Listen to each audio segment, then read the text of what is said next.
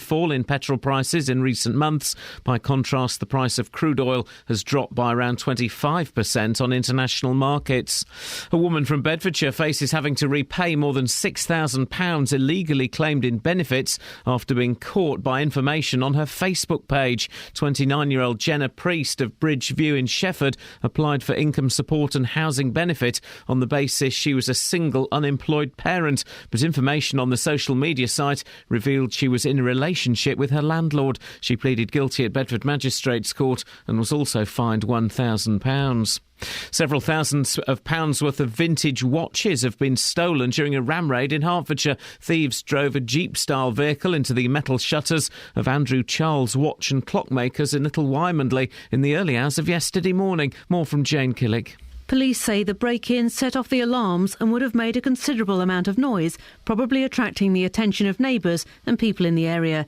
Police want to hear from witnesses, including those who may have seen a Jeep-type vehicle in the area or have been offered a high-end watch in suspicious circumstances. Doctors across the UK are being told they have an ethical duty to prevent waste in the NHS. A report by the Academy of Medical Royal Colleges points to potential savings of nearly £2 billion through better use of tests, medication, hospital beds and operating theatres. Firefighters have tackled a blaze in a derelict building in St Albans overnight. They were called to Oakland's Lane just before midnight. In sport, Manchester City are facing a Champions League exit after losing 2-1 at home to CSKA Moscow. City also had 2 players sent off. Chelsea drew 1-1 away to Maribor, with Eden Hazard missing a late penalty. The weather, a frosty start with mist and fog. Some sunshine this morning, but clouding over with rain arriving by this evening. A maximum temperature 11 degrees Celsius. And you can get the latest news and sport online at bbc.co.uk/3 counties. Today on BBC Three Counties Radio. From 9. The JVS Show. With the big phone-in, the hottest topic of the day and your consumer problems. From 12. Nick Coffer. Internationally acclaimed opera singer Catherine Jenkins OBE joins me to talk about her life and her career. From 3. Roberto Perroni. I'm here with a roundup of the day's news, the latest travel and your stories. From 7. Mark Forrest. I'll bring you the best bits from everything that's been happening on BBC Local Radio. Today on BBC Three Counties Radio.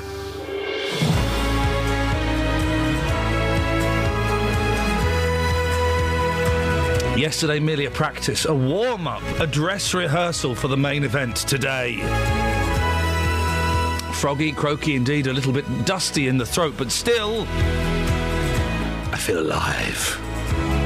Primarily because I heard some of the rudest conversations about middle-aged women I've ever heard last night.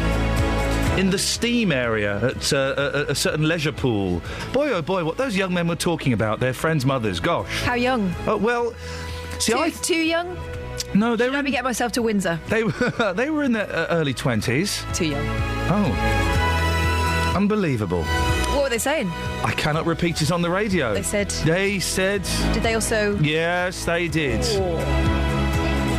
Aren't young people fascinating? Morning, boss. What's on the show today, Catherine? All kinds of stuff and things. Excellent. Do you want some detail?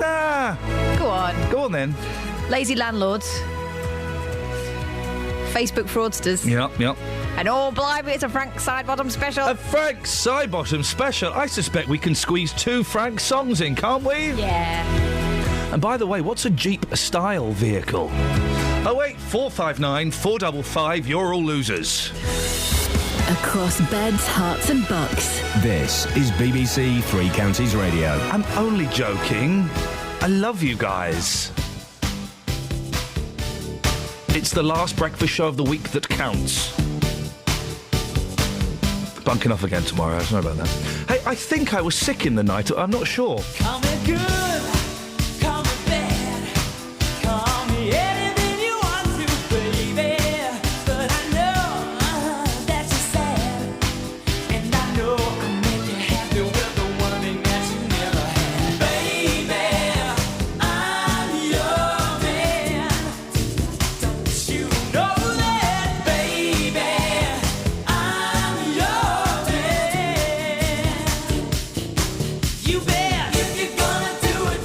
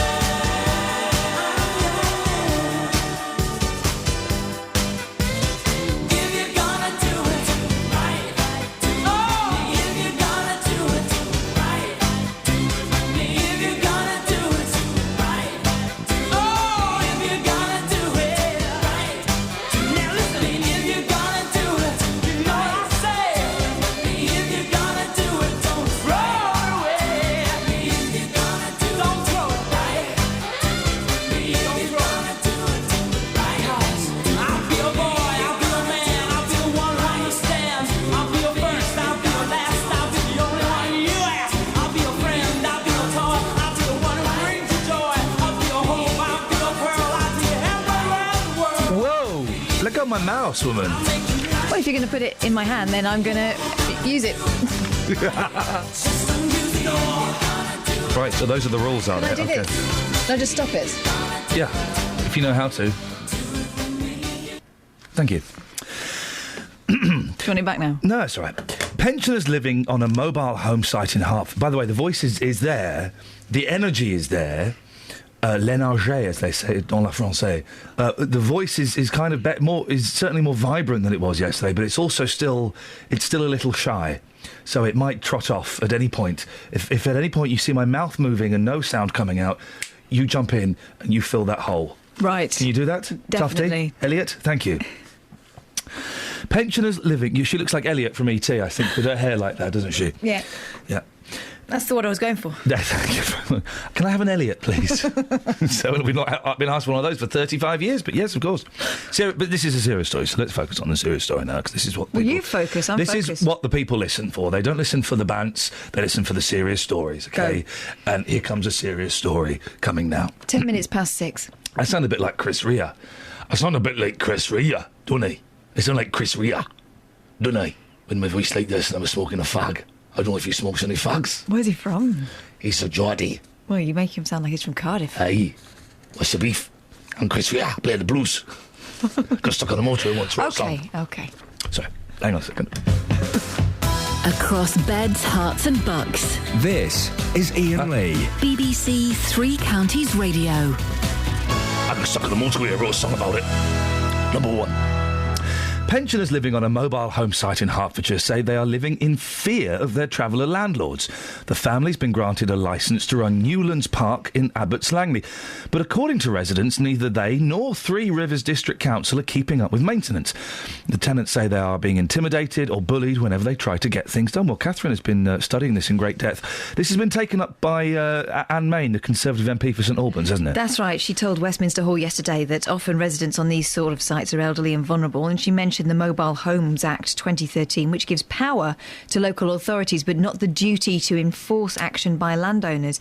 So she described Three Rivers District Council as spineless. Three Rivers Council, which covers this particular area of my constituency, is looking particularly spineless as far as I'm concerned. They seem to take any assurances given by Mr Golby and his family that everything is absolutely fine.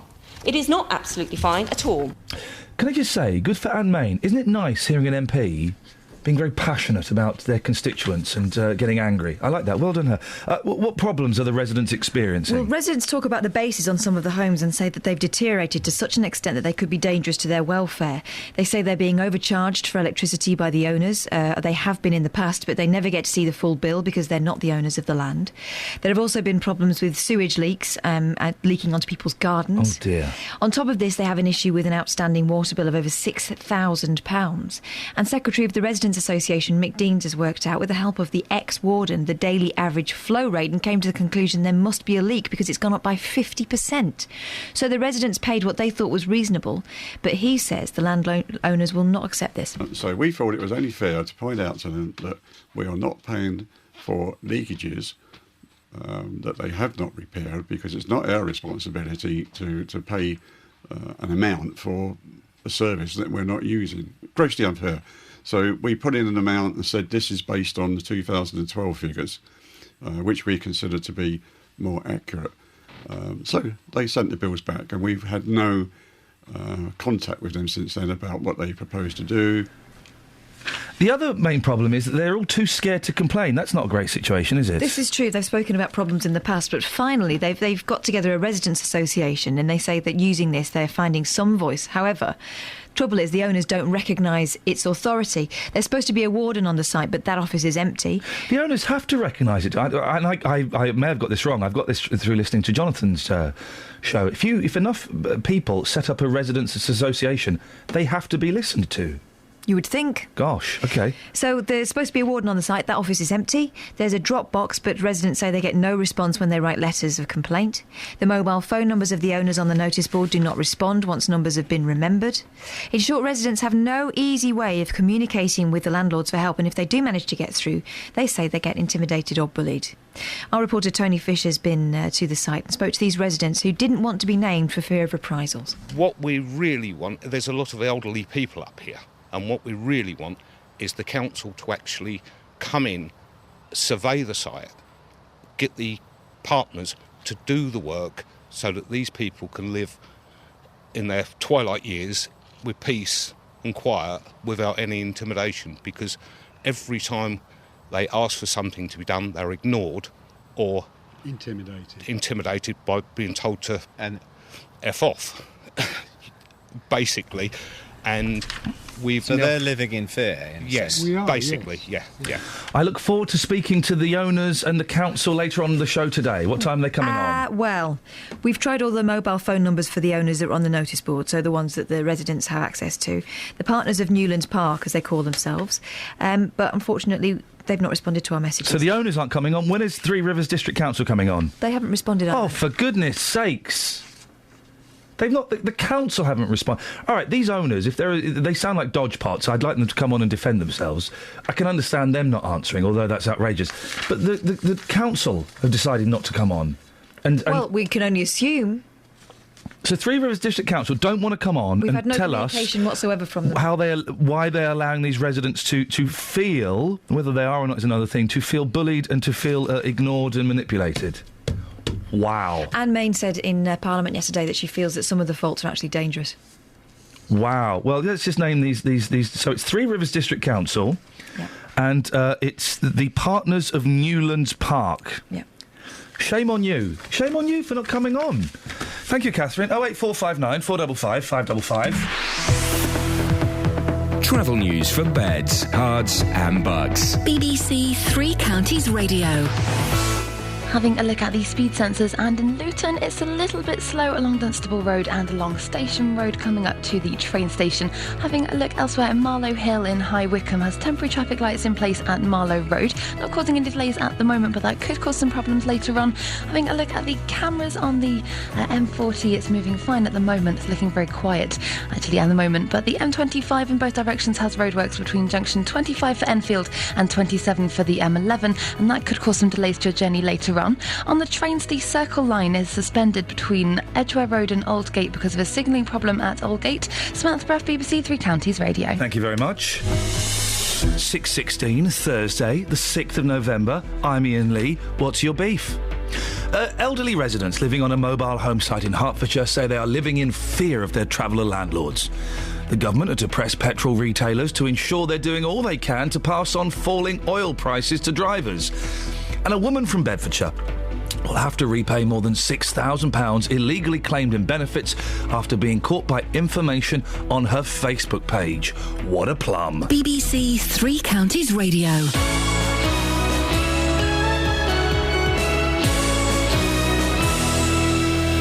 So, this sport thing, what's that all about then?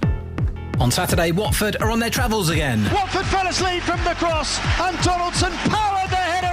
This time they're heading east to Portman Road to face Ipswich. There is the third goal. Plus, we'll have all the action from our local teams in the FA Cup first round. Into the net, the Dons lead, and Luton are on a roll here at Kenilworth Road. Ainsworth and Dobson just below us give a high five, and that's the Blues 3-1 up. Three Counties Sport, Saturday from 2 here on BBC Three Counties Radio. Hey, kinks, innit?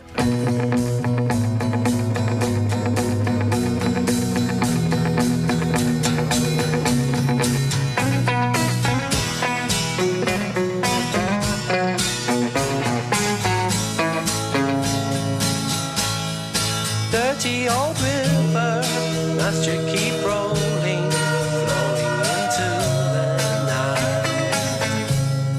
People so busy, make me feel dizzy. Taxi lights shine so bright, but I don't need no friend as long as I gaze on Waterloo sunset. I am in paradise.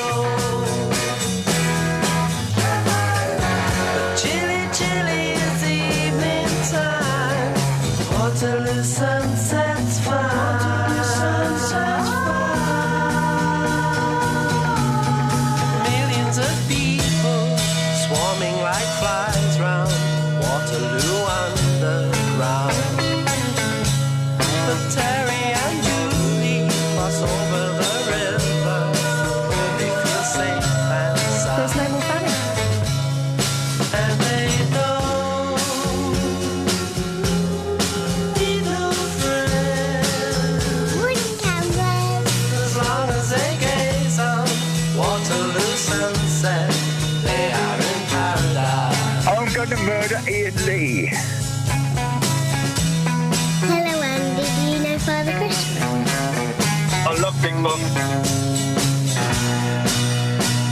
Hi, weirdos. Women in underwear that look nice. Then.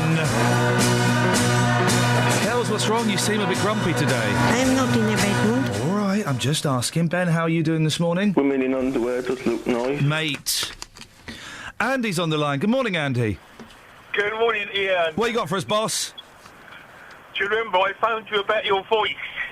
I don't remember, but I've been taking a lot of medication recently. Over-the-counter medication, but still, what a kick. Well, I'm very glad that you're back. So am I. Although your colleague Justin and your colleagues in the office did very well. The colleagues in the office? What? Carol and Tony and Lee and I can't remember anybody else's name who works here. They're the important ones. Well, they're everybody, yes. And I saw you yesterday. Didn't I see you on Alan Titchmarsh? Hey, I was on Alan Titchmarsh yesterday, and I didn't know. I recorded that ages ago. That was brilliant. I was funny, wasn't I? I remember doing that and thinking, man, I am on fire this morning. I was cheeking the old ladies. The one I saw wasn't very funny. No. I recorded two on the same day. The first one, I was very, very nervous. But then the second one, the one that was shown yesterday, I was on fire, wasn't I, Andy? I think you were. Me and Susie Dent from Countdown. Yeah, that's right, yeah. Yep. And I thought you looked a lot younger than I thought you were on the radio, actually. That's a compliment. Your voice is older, is what you're saying? Trying to work it out, yeah.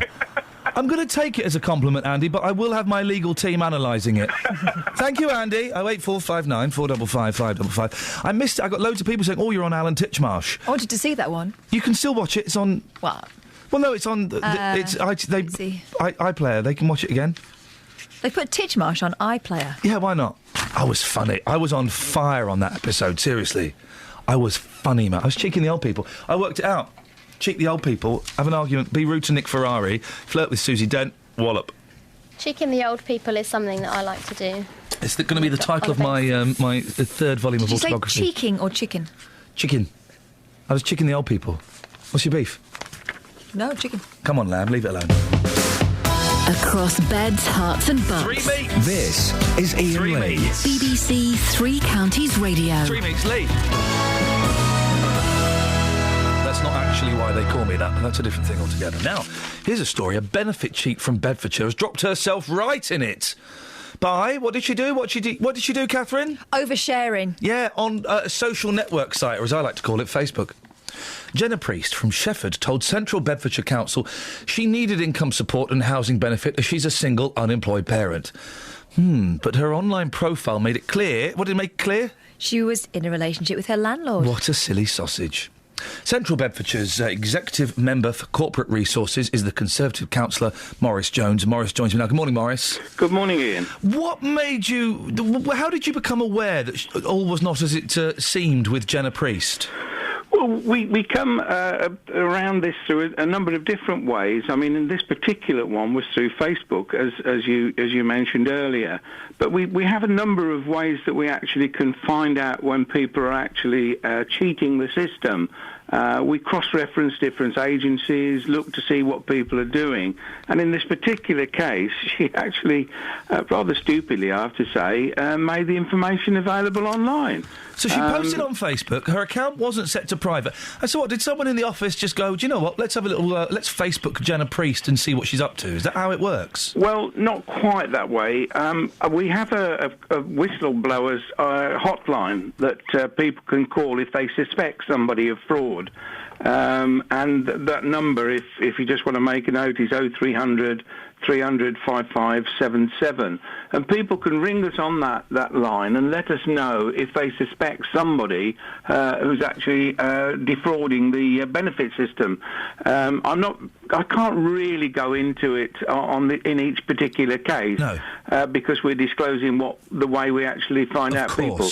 But she was actually in this relationship, and I think it's rather stupid that she would have done this. But anyway, she has done, and she was caught, and she's been penalised as a result. And what is the penalty? What does she have to? Does she have to pay it all back? How does it work? She has to pay it back, and she was fined £1,000. So what's the total she has to pay back? Do we know? Yes, we do. She has to pay back £6,325.19. And the £1,000 on top of that? Yes, and the £1,000 on top of that. Flippin' heck. So really, it's not. It really isn't worth it. And we had another one also, a woman in Houghton Regis, who claimed that she hadn't filled in the form properly about her mother that she was living with, and she hadn't declared things, and she was in a not quite the same situation, but she defrauded the housing benefit of £11,000. And it really, it's not right that they're cheating the system and they're taking money away from people who really do need it. And Jenna's, how many children does Miss Priest have? Do we know? I don't know that. We didn't really get that from the information that we had. Because it could be argued, Maurice, that you are taking £7,500 away from her children for food and clothes and things. Indeed, that could be argued, but that money wasn't hers in the first place, so why should she have it? Are there any other little tricks and techniques you're allowed to tell us about? I mean, do we hear stories, don't we, of people being filmed if it's suspected of being benefit frauds? Does that happen? Not really. This normally, I mean, it's surprising. We had a case not long ago where a fellow who was claiming that he was disabled was actually filmed. It was, again, on social media. He was in a football match.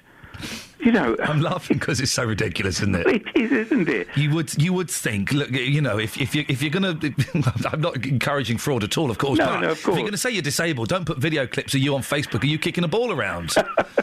Absolutely, Morris. The number's 0300 300 557. And no, 5577. Thank you. I'm glad you corrected because we have the wrong number. Okay. 0300 300 5577. That's it. Okay, excellent, Morris. Thank you very much indeed.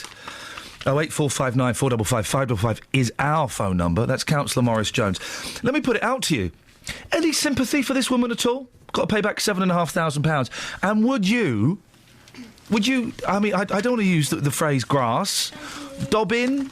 Would you tell on a neighbour if you suspected they were fraudulently claiming? How do you know who's fraudulently claiming? I mean, fair play. If you're saying you're in a wheelchair, and then you're filmed kicking a football around or playing rugby, well, then you're a plum. This woman, stupid to claim money being a single parent, but then saying on Facebook you're in a relationship. But then some people are claiming disability benefit and they have conditions which come and go or which aren't necessarily visible. Would you... Right, there's two questions on the back of this. Any sympathy at all for this Jenna Priest? She said she was a single unemployed parent, and then she posted on Facebook she was having it away with the landlord. I don't think that's a setting. It was probably something a bit smugger than that. Status update changed. Jenna's now having it away with the landlord. She was in a relationship. Any sympathy for that woman? And would you phone this hotline to tell on a friend, a relative, a neighbour who was cheating the system? 08459 455 555. Coming up, Frank Sidebottom special. Oh yes, boss. Travel news for beds, cards and bugs. BBC Three Counties Radio.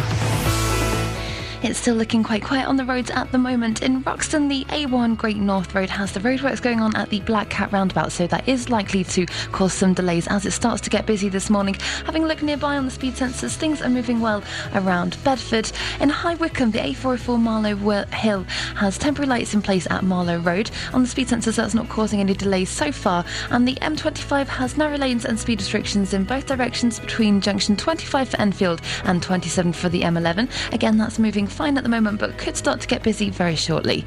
On the trains, the London Underground has the Circle Line has severe delays between Edgware Road and Aldgate. That's because of a signal failure at Aldgate. Samantha Breath, BBC Three Counties Radio. Who the hell's Jason Orange?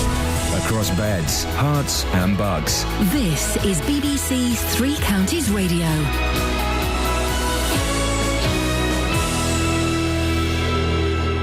It's 6:30. I'm Simon Oxley. Elderly residents living on a mobile home site in Hertfordshire say they're living in fear of their traveller landlords. St Albans MP Anne Main has accused Three Rivers District Council of being spineless in dealing with Newlands Park in Abbots Langley. The Chief Secretary to the Treasury, Danny Alexander, says he'll press petrol retailers to ensure they're doing all they can to pass on falling oil prices to drivers. And a woman from Bedfordshire will have to repay more than £6,000 illegally claimed in benefits after being caught by information on her Facebook page. Three Counties Sports. BBC Three Counties Radio. Manchester City are facing a Champions League exit after losing 2-1 at home to CSKA Moscow. City ended with 9 men after Yaya Toure and Fernandinho were sent off. His captain, Vincent Kompany. I'm the captain, so when no one believes anymore, I'm just still going to be there and say, hey, we might have a chance. So we have a chance still. There'll be internationals in between the next games we're playing in the Champions League and now. And, it just gives us some time to clear our heads probably and come back and see how much we still got to play for. I think that's what we need to look at, but obviously right now it's very difficult to take that into consideration. Chelsea drew 1-1 away to Maribor with Eden Hazard missing a late penalty. Tonight there are Europa League matches for Tottenham and Everton. In the Championship, Nottingham Forest are now without a win in 10 matches. Former Luton striker Andre Gray was among the scorers as Brentford won 3-1 at the City Ground.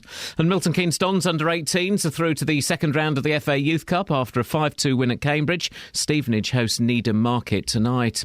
In Formula 1, former world champion Nigel Mansell has voiced his concerns over the double points for the final Grand Prix of the season. If Lewis Hamilton wins in Brazil on Sunday and Mercedes teammate Nico Rosberg fails to finish, the Stevenage driver would go into the Abu Dhabi race 49 points ahead, but could still lose the world title as the winner will be awarded 50 points. Mansell believes it could make a mockery of the sport. Really, it should be all over bar the shouting, except if there's an incredible moment that happens at the last race with the double point situation, because, you can be overtaking somebody, someone can run into you, and then the other driver gets double points and all of a sudden you lost the championship. So I'm not a fan of the double point situation. I think Lewis has worked hard all year, so it should be right that he should pull it off. BBC Three Counties News and Sport. The next full bulletin is at 7. If you hear a whisper, give us a shout. Iain Lee. BBC Three Counties Radio. Right. So, I think I was sick in the night. What's the giveaway? Well, do you know what? I'm convinced I threw up in the night. I woke up at 1 o'clock with all of the feeling. Isn't the body a wonderful, wonderful invention? Thank you, God. And annoying. And Jesus. Yours is. You constantly let rip. I do not. We're sharing a train today, and boy, oh boy, I hope we're in the silent carriage. Silent but fine. Shut up. I'll be blaming it on you anyway. The body is an amazing thing. Particularly yours, Kelly. Boom, chicka, wow, wow. So, the body is... I'll do that again. The body is an amazing thing. Particularly yours, Kelly. Thanks, man. The body is an amazing thing. Particularly yours, Kelly. Thanks, man. No, because hers is so tiny and yet it all works. I woke up... I think. And I thought, I'm going to be sick. I'm going to be sick. I had that. I had the sweat. And this is my story, mate. This is I think you're hijacking my story. This is my pain. This is my grief. Because I told you I've been ill yesterday, and so now you're dreaming that of me, obviously. And this is my moment. This is my perfect moment. And so, obviously, what's happening now is that you're making it about you. Carry on. I woke up. Okay. And I thought, because I know I was sick. I am going to be sick. Right. I'm going to be. I had the sweats. I had the feeling at the back of the throat. I had the dizzy head. I'm going to be sick. This has come from nowhere, man. I got up. I ran to the bathroom. I slipped over. I fell on the floor. And I was giggling. I think I'm going to be sick. And I got to the toilet. And I assumed the position. And then I really apologise. All of the people on Facebook who are disappointed I'm back, well, this is going to upset you. I swallowed it. Oh. I stayed there, nothing came, I went back to bed. So you're not as ill as me? It was like a phantom pregnancy. So I really have suffered, but you've actually been sick. Yeah. Tell us about that. Repeatedly. No, I don't think people need to know that at 25 too. But let's say, I'm not very well, but I'm battling on. I think they do need to know it, because you're pulling the faces, I saw you doing a lot of yawns, you've dressed in mufti today. You're not making the F, mate. There's no effort coming from you. Well, and yet, yesterday I was ill, and I made a flipping good effort. Didn't dial it in. You're dialing it in. Well, you went on about it for 3 hours. Yeah. And you talk it like that. Do you want to hear the best song you're ever going to hear in your life? Yeah, but I fear it's not going to happen now. Oh! Here we go.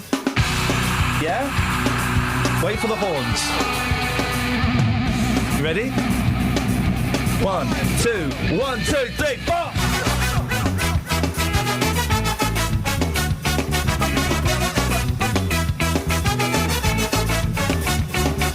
Talking away. I don't know what's left to say. I'll say it anyway. Today is not my day. It's about you shining away. I'll be coming for your love. I'll change. Take on me. Take me on. I'll be gone.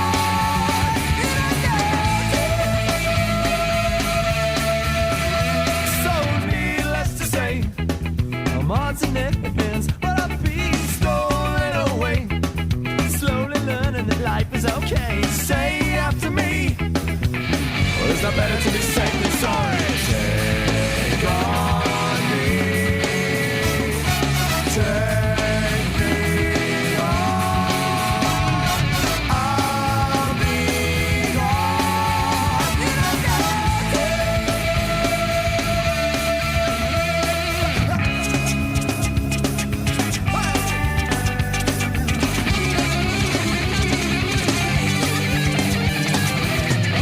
Is it about a gap here?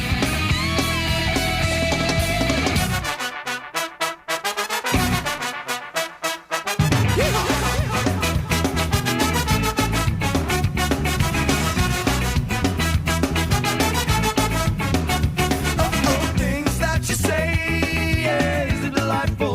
Just to play my worries away. You're all the things I've got to remember. Shine away. I'll be coming for your love anyway. Take on me. Take me on.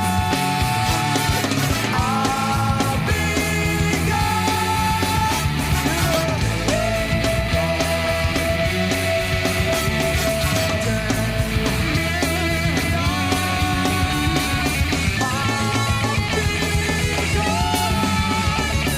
I am a professional. Drugs, prostitution. I'll punch you in the face. I like your coconuts. I think you're great. Best song ever. Morning, I'm back in the New York Groove is coming up next. Tune, Kels. Yeah. Tune. Kath. Tune. Well, Look at me. I don't want to. I'm a very powerful man. What are you doing that for? What have we got in the papers? Some things. Yeah. Do you want me to go first? 'Cause I've got There's loads. a farmer who's turned his car into a sheepdog. Yeah, I know, I And saw no, it. it wasn't a rover. Quip to the Daily Mail. I've got to say, guys, What? the Daily Express have got it. What? Front page news. Why have none of the other papers got this on the front page? Is it a cure? No. It's how you can add years to your life. It is a cure. Keep fit, eat well, avoid smoking, and have a hobby. Ladies and gentlemen, that's how you add years to your life. Thank you, guys. Thank you, Daily Express. Thank you, scientists at the Daily Express. I would never... Let me just remind you of those things. Keep fit, eat well, don't smoke, have a hobby. Thank you very much indeed. Can I do some of those things, but not all? I can't be bothered with the keeping fit thing. Well, then you won't add years to your life. Dear Prince Charles, he might as well just black up and go and do a national dance somewhere. He's always doing a national dance. He's always doing a national dance. This time, it's a Mexican dance. Mexico dance.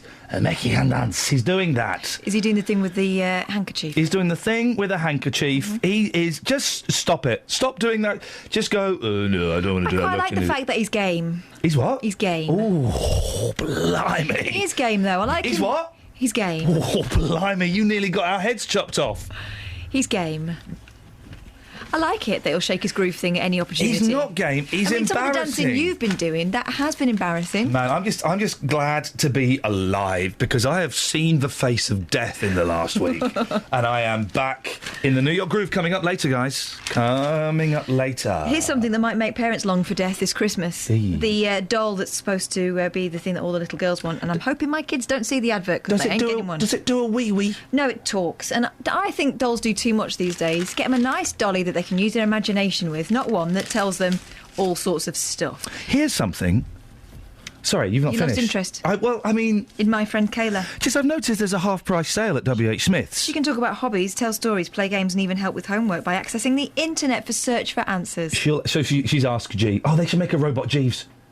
You can have that one. Phone that in. Half price or better. Okay, this is W.H. Smith's. Better. 60% off the Stephen Fry book.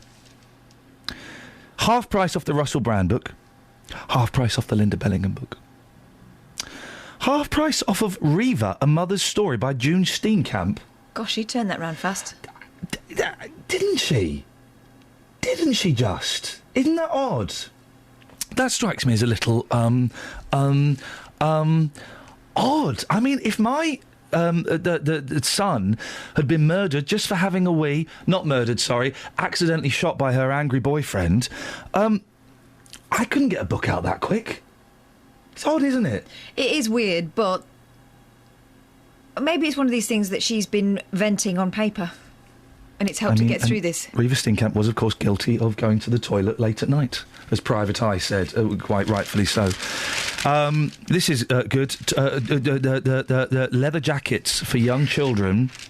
What is the point? £3,000! It's a Tom Ford leather jacket. I don't know who that is. He's very, very, very snazzy. Tom Ford once proclaimed that when he eventually had a child, he wouldn't use it as a press tool. But there's a picture of a boy wearing a jacket for £3,000. That's insane. It's his boy, isn't it? Is it? I don't know. Yep. Their 2-year-old son, Jack. No, it's sported by a model. No, it says here. It's his son. It says it was his son. No, mate. No, this is what the problem with the BBC. Left-wing bias. Left-wing bias. It was inspired by their 2-year-old son, right. Jack. Okay. That's not Jack wearing that. Dear BBC... Is Jack not attractive enough? What's he saying? If I was Jack, I'd be upset. Dear BBC, I was furious when I was listening to BBC Three Counties Radio to hear the typical left-wing, ill-researched bias. £3,000. What's a plonge? A what? A plonge. Show me.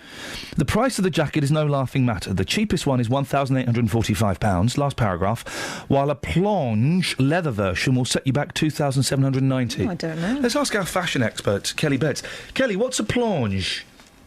Is it a mix between a poncho and a sarong? I really regret asking that question. It's plonge leather. It's a type of leather, I guess. Poncy leather.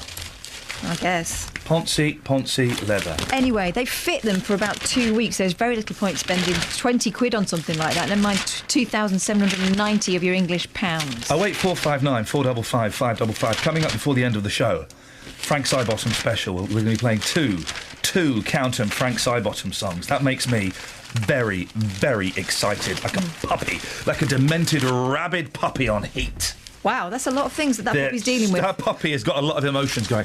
Here's something. Maybe, dear listener, you want to phone in on this. Maybe you don't. You don't want to phone in about anything else. Go. Now, let that be a lesson to you. 215 pupils sent home in 2 days. Oh, I like this one. In uniform crackdown. Yeah. A head teacher has defended her policy to improve standards after 215 pupils were sent home from school in 2 days for breaking uniform rules. So basically, they're wearing the wrong trousers, black trousers, but the wrong black trousers, and the wrong shoes. Black shoes, but the wrong black shoes. Trainers, you're not allowed trainers. Parents and pupils were warned the secondary schools... Pumps. The secondary school's uniform policy would be strictly enforced after half-term. Pupils at the Hanson Academy, Bop in Bradford, must wear black tailored trousers, black blazer and tie, white shirt, black socks or plain black tights. Shoes must be black and have a maximum 6-centimetre heel. On the first day back after the break, 152 pupils were sent home for wearing the wrong clothes. 73 came back properly dressed within an hour. I like the style. No. Yeah. No. Yeah, I used to push it at school. No. I used to roll my skirt up. Well, and I think you should, you can't say that you've got the wrong shoes on. Let's send home 215 pupils. That seems excessive. What was to the me. tie tendency when you were at school? Oh, You have a thin bit at the front?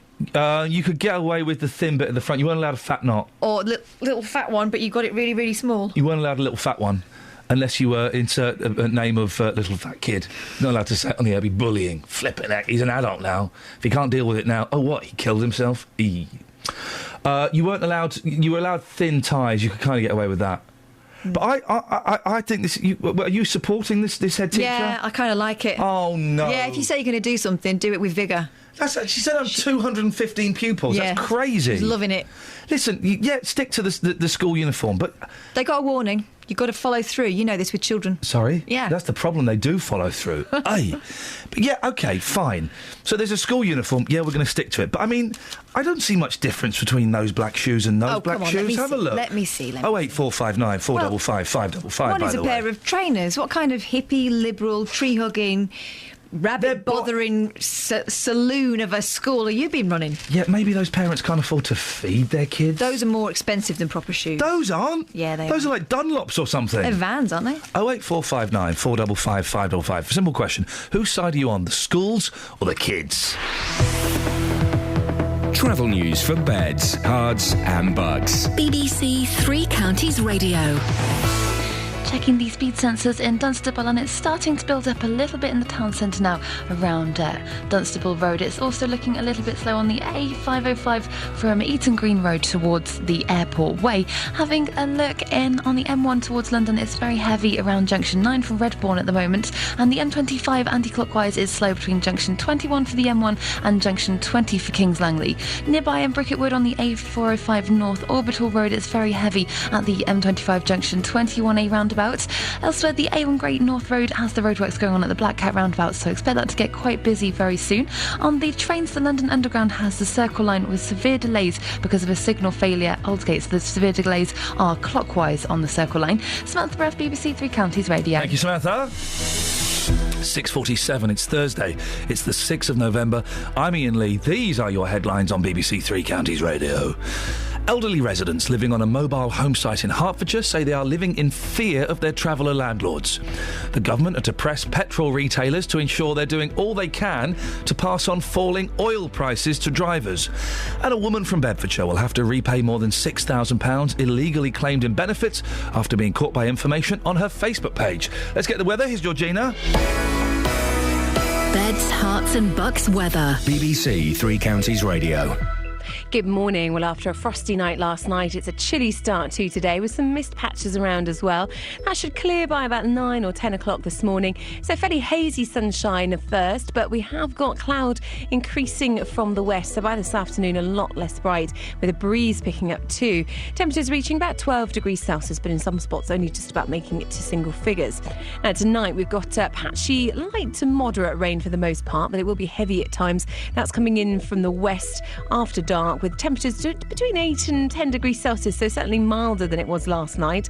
And a windy day tomorrow, still some rain around first thing. That gradually works its way to the east, so we will have some drier spells, but also some residual showers left behind, perhaps even thundery, with highs of 13 degrees. Saturday starts off well, but a spell of rain later on. Sunday, it looks like the better day of the two for the weekend, but with sunshine and just a couple of showers around. And Monday, we've got varying cloud with 1 or 2 showers. That's your latest forecast. Original British drama on BBC One. In 24 hours, the human race, as you know it, will cease to exist. The Cybermen are returning. Happening everywhere, all over the world, right now. An indestructible army to rage across the universe. Well, this is a bit exciting. Stop! Where is the doctor? I would never give up the doctor. Say something nice. You win. Doctor Who, the series finale. Saturday night at 8 on BBC One and So, I've not seen any of this series of Doctor Who. I'd never watch it. Well, I was looking forward to it, and I just didn't get round to it. Oh, well. So, lots for you to call in about. 08459 455 555. First of all, would you dob someone in for cheating, being a benefit fraud? some woman has... she's got to pay back £6,500, £1,000 on top of that, for saying she was a single unemployed mum when she was actually shacked up with her landlord. Do you think that could have been an admin error on her part? Well, admin... It was on... They found out on Facebook. Well, yeah, so if you're posting about it on Facebook, it must be... There's no admin error there. She made a point of her status has changed. A permanent fixture. Would you dob someone in? 08459 455 555. And it's interesting I'm using the word dob, because I'm implying that it's actually a bad thing. There's a hidden implication there. Not so hidden. There's an implication there that it's a bad thing. Would you report someone? There we go. That's perhaps a fairer word. Would you report someone for cheating on their benefits? 08459 455 555. The other thing... This school, a head teacher, sent home 215 pupils in 2 days because they were wearing slightly wrong shoes and slightly wrong trousers. I like it. Draconian. I think it's a little bit harsh. What do you reckon, Just? Way too harsh. It is a bit harsh, isn't it? When if they'd gone into school and they were wearing T-shirts with offensive slogans, yes, send them home. But shoes, they're still shoes. Because I heard this last night, and the parent in me went, yeah...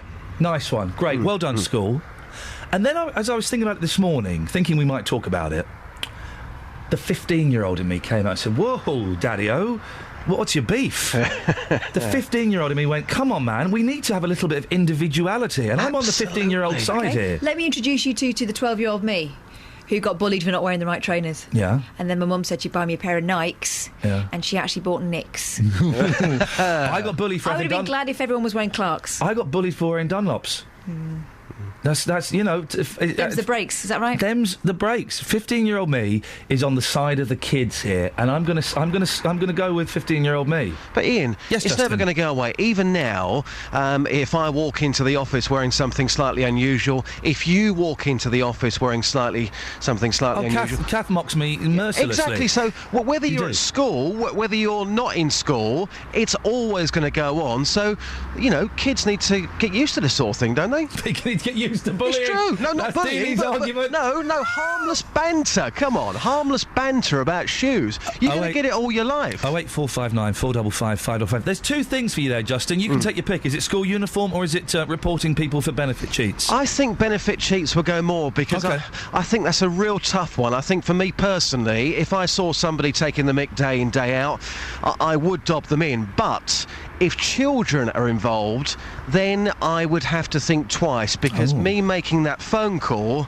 could affect a child's life and that would make me feel very guilty. Even though the parent is stealing from your pocket? I know, but if children are involved, it makes it a bit different. It does. Can you take it to the streets? Absolutely. Thank you, Justin. Cheers. Oh, by the way, yeah, I've got... Well, actually, you go and do that. I've got another one you might want to do later on. OK. Cheers, my dears. Ta-ta. 08459 455 I think we could tie those two subjects together. Oh.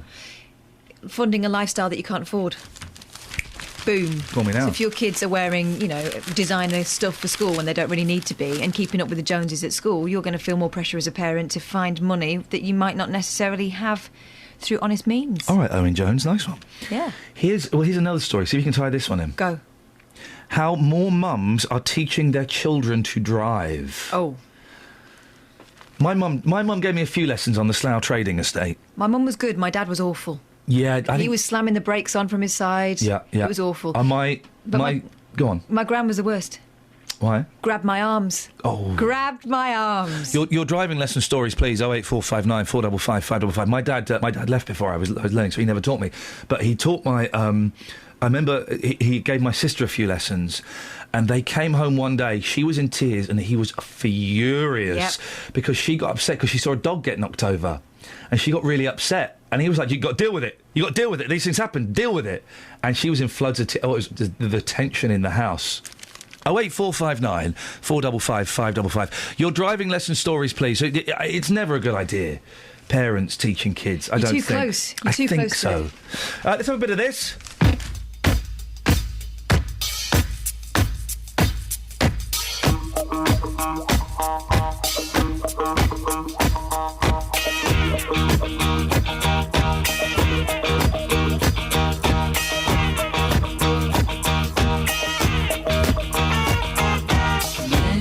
Since I was here on the street, I was passing my time away. To the left and to the right, buildings towering to the sky.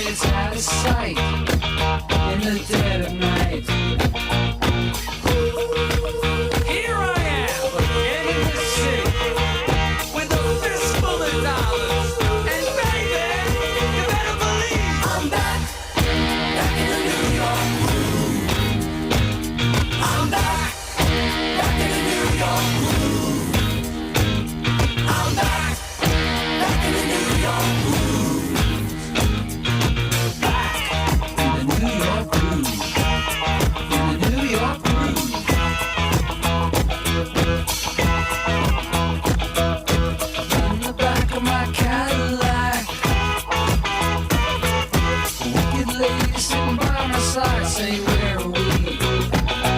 Stop the bird, 43, exit to the night. It's gonna be ecstasy. This place was meant for me. Feels so good tonight. Who cares about tomorrow? So baby, you better believe I'm back in the New York groove. I'm back in the New York groove. I'm back in the New York groove. In the New York groove. In the New York groove. I'm back in the New York groove. I'm back in the New York groove. I'm back in the New York groove.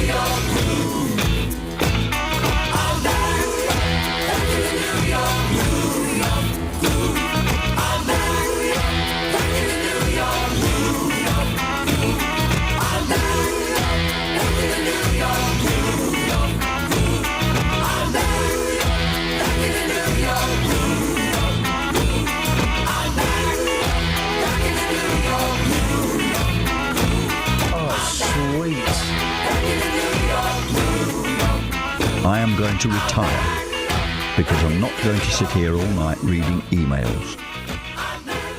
Man alive, I have not heard that song for, like, ever. That was the first time I've ever heard it, and I love it. There's a local connection to that song. I'm sure that's written by someone who lives in the Beds, Herts and Bucks. I'm sure it is. Oh, let's do some I'm research. sure it is. What a tune. Cass, you enjoying the music today? Yes, very much. You enjoying the air guitar in the face today? And that is the reason I'm sitting in here and not in there. You've moved into the other Yeah, studio. it got a little bit... Raunchy? It was when you started introducing the wah-wah in my face. That wasn't a wah-wah, that was a flange. Oh. You got some texts? Yeah, I have. What you got? I've got one. Yeah? Oh. Well, I've got a few, but I've got one you might be interested in. Probably not. It's just filler. Mark says benefit fraud. I think he means fraud. Benefit Fred Millard? There are loads of people who have undeclared partners, but it's the government's fault. Oh. Sorry? What do you mean? People changing claims from single to couple have a 5-week period where it's not in payment, but while they backdate it, they can't afford to wait this long. I know somebody years ago, 20 years ago, who was claiming housing benefit.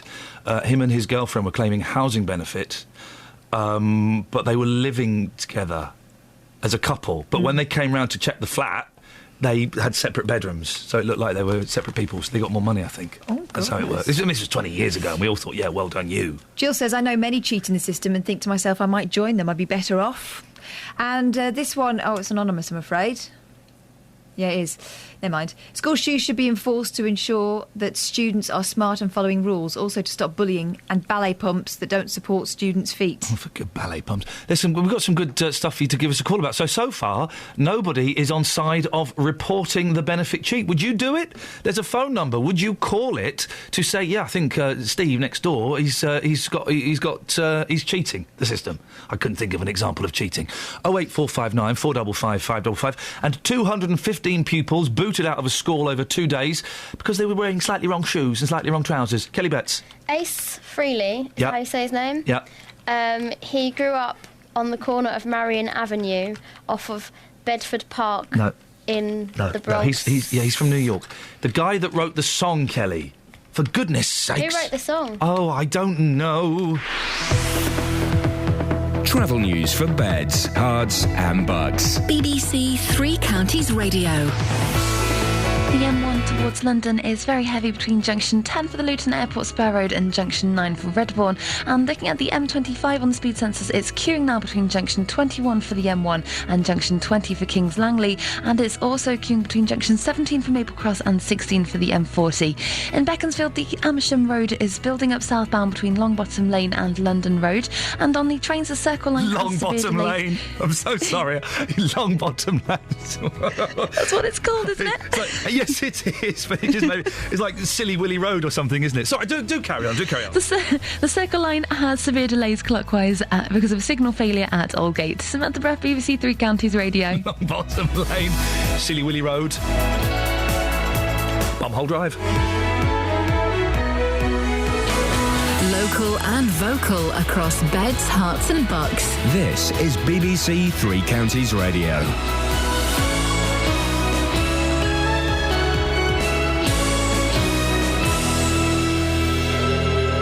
It's 7 o'clock. I'm Simon Oxley. The headlines: council accused of being spineless over mobile home park. Benefits cheat caught by Facebook posting, and ram raid at Village Jewellers. BBC Three Counties Radio. Elderly residents living on a mobile home site in Hertfordshire say they're living in fear of their traveller landlords. Newlands Park in Abbots Langley is owned by a travelling family who have been granted a licence to run the site by Three Rivers District Council. Residents say there's a lack of maintenance, excessive water and electricity bills and sewage problems. Speaking in Parliament, the St Albans MP Anne Main accused the council of being spineless. Three Rivers Council, which covers this particular area of my constituency, is looking particularly spineless as far as I'm concerned. They seem to take any assurances given by Mr Golby and his family that everything is absolutely fine. It is not absolutely fine at all. A woman from Bedfordshire will have to repay more than £6,000 illegally claimed in benefits after being caught by information on her Facebook page. 29-year-old Jenna Priest from Shefford applied for income support and housing benefit on the basis she was a single unemployed parent, but information on the social media site revealed she was in a relationship with her landlord. Councillor Maurice Jones from Central Bedfordshire Council says people have been caught online before. I think it's surprising. We had a case not long ago where a fellow who was claiming that he was disabled was actually filmed. It was, again, on social media. He was in a football match. The Chief Secretary to the Treasury, Danny Alexander, says he'll press petrol retailers to ensure they're doing all they can to pass on falling oil prices to drivers. The price of crude oil has dropped by about a quarter in recent months, but petrol on garage forecourts has come down by just 5%. Several £1,000s worth of vintage watches have been stolen during a ram raid in Hertfordshire. Thieves drove a Jeep-style vehicle into the metal shutters of Andrew Charles Watch and Clockmakers in Little Wymondley in the early hours of yesterday morning. More from Jane Killick. Police say the break-in set off the alarms and would have made a considerable amount of noise, probably attracting the attention of neighbours and people in the area. Police want to hear from witnesses, including those who may have seen a Jeep-type vehicle in the area or have been offered a high-end watch in suspicious circumstances. The drummer in the heavy metal band AC/DC, Phil Rudd, has been charged in New Zealand with trying to arrange to have two men killed. The 60-year-old has been released on bail. Firefighters have tackled a blaze in a derelict building in St Albans overnight. They were called to Oakland's Lane just before midnight. In sport, Manchester City are facing a Champions League exit after losing 2-1 at home to CSKA Moscow. City also had two players sent off. Chelsea drew 1-1 away to Maribor, with Eden Hazard missing a late penalty. The weather: a frosty start with mist and fog. Some sunshine this morning, but clouding over with rain arriving by this evening. A maximum temperature 11 degrees Celsius. And you can get the latest news and sport online at bbc.co.uk/Three Counties. BBC Three Counties Radio's big tour of beds, hearts and bucks. Adjacent to the countryside, lovely countryside, beautiful Hertfordshire countryside. Telling everyone about where you live. There's a good market on Thursdays and Saturdays. My family been in this area since the 1600s. All this week, we're exploring Hemel Hempstead. Friends and family, that is the main reason to haul us here. The big tour of beds, hearts and bucks. BBC Three Counties Radio.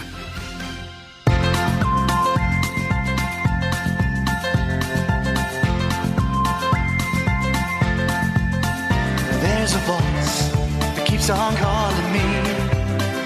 Down the road, it's where I'll always be. Every stop I make a new friend. Can't stay for long, just turn around and I'm gone again. Maybe tomorrow I'll wanna settle down. Until tomorrow I'll just keep moving on. Down this road that never seems to end. When new adventure lies just around the bend. So if you wanna join me for a while, just grab your hat, come travel light, that's hobo style. Maybe tomorrow I'll wanna settle down. Until tomorrow, the whole world is my home. So if you wanna join me for a while, just grab your hat, come travel light, that's hobo style. Maybe tomorrow I'll wanna settle down. Until tomorrow I'll just keep moving on. You can do it right now, please. You can do it right now, please.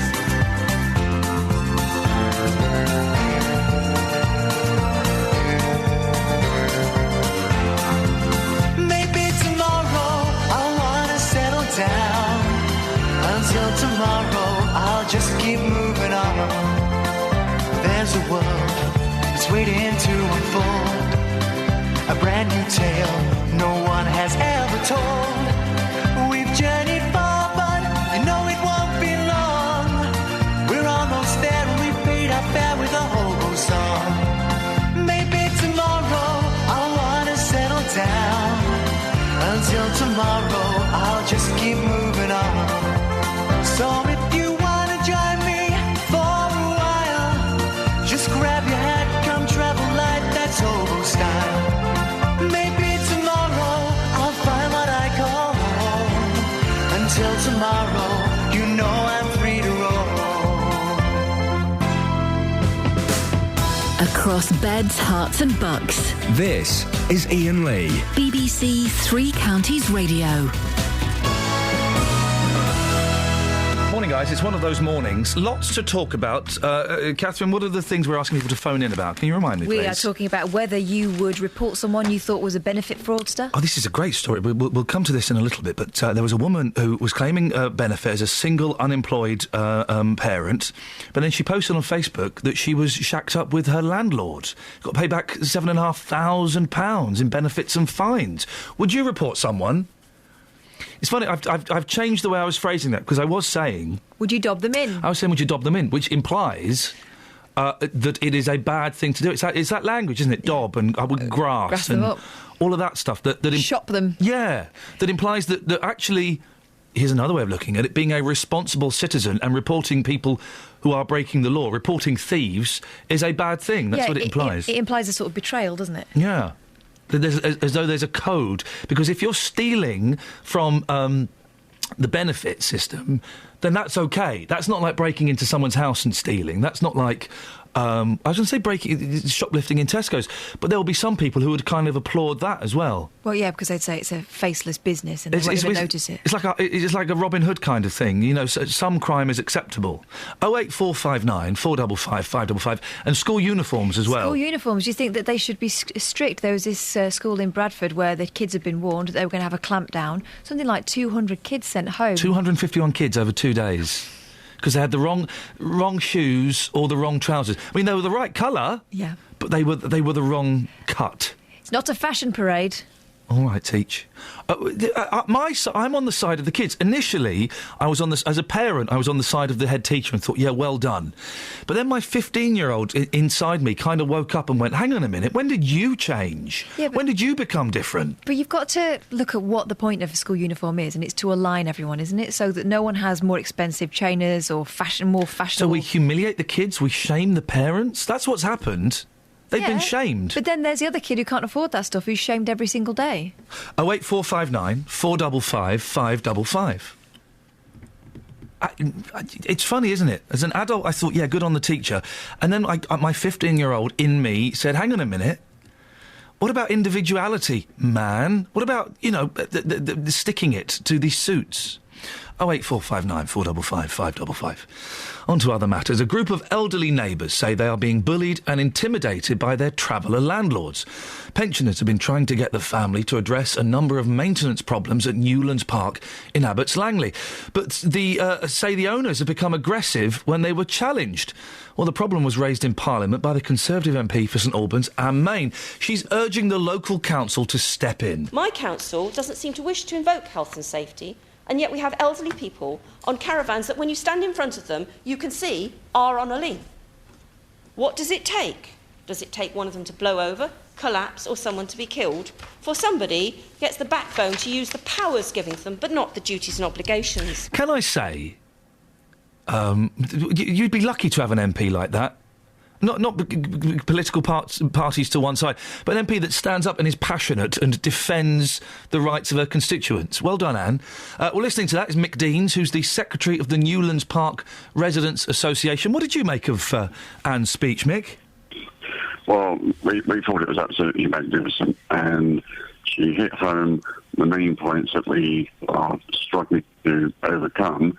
And in fact, if her suggestions are taken on board, it will help all the park home owners over the country, not just Newlands Park. So we were very impressed with her. Tell us what it's like living there and what some of the problems are for the residents. Well, most of the residents are senior citizens, and they do have problems, and most of them want to remain anonymous because they do fear intimidation. Our main concern... What kind of intimidation have you faced, Mick? I personally haven't faced anything, but some of them have faced threats of intimidation, that if they carried on complaining, then they would probably face some sort of physical violence. Gosh. And the fear is quite genuine. One man who is having problems with subsidence will not come forward simply because he is terrified of the threats that he has received. Has anyone been to the police to report these threats? The police have been involved on a previous occasion where one of the ex-warden was threatened and somebody on site was arrested for this. Okay. But you're sorry to interrupt me. You're the secretary of the Newlands Park Residents Association. The owners don't recognise that association, do they? No. I mean, this is one of the problems. We have formed the association legally, and they are the requisite number of members on site to be a legal society, but they do not accept our existence, and in fact call all the people that belong to the association troublemakers, especially those that are on the committee, who are probably singled out as the worst troublemakers. Okay, so the owners won't listen to you. What's your beef with Three Rivers District Council? Well, the new legislation that recently came into force has gone a long way to resolve some of the problems, but the problem is that the powers given to the council are discretionary and not mandatory. In other words, they don't have to carry out any enforcement issues because it doesn't say that they must. It just says that they may. The council will then say that they haven't got the resources or the finances to do the work, and therefore they are not going to get involved with this. Now, this is not right, because under the new Act, they can, in fact, if they issue an enforcement notice, recover all the costs from the owners. And they are just failing to carry out their duties. Why do you think that is, Mick? Why do you think that Three Rivers District Council... I'm going to keep saying their name in the hope that someone from there decides to speak to us. Why do you think Three Rivers District Council aren't helping you guys out? Well, because, as I say, the powers are not mandatory. So all the while they got the loophole of having discretionary powers, so they say that they don't have to act. And they will come back time and time again with the fact that they haven't got the resources and that their budget doesn't allow them to carry out a long-term investigation into the problems on the site. I'm getting really... Go on, sorry. But, yeah, they in fact came to the site, I think it was around about April or May, and were shown the bases where these problems have occurred. And the situation was pointed out to them, and they more or less settled on the fact that the owners agreed to do the work. Well, there's been nothing done since then, and no communication from the owners to the people that are having problems to carry out the work. I'm getting really angry about this, Mick. And listen, I've only had this story for a day. You're living with it, and I can't even begin to imagine how frustrated you are. We tried to speak to the owners. We found all the phone numbers on the notice board. The partners of Newlands Park is what they call themselves. They've not responded to our messages, and Three Rivers District Council haven't responded to us yet. No, I mean, as I say, this problem with the bases has been ongoing since about April and May, and stems from what we consider to be serious water leakages on the site. The top end of the site has a tremendous amount of water, and we think that that's caused a lot of damage to the bases. One of the residents there is an elderly lady who had new brickwork put onto the base, and now this is all crumbled away.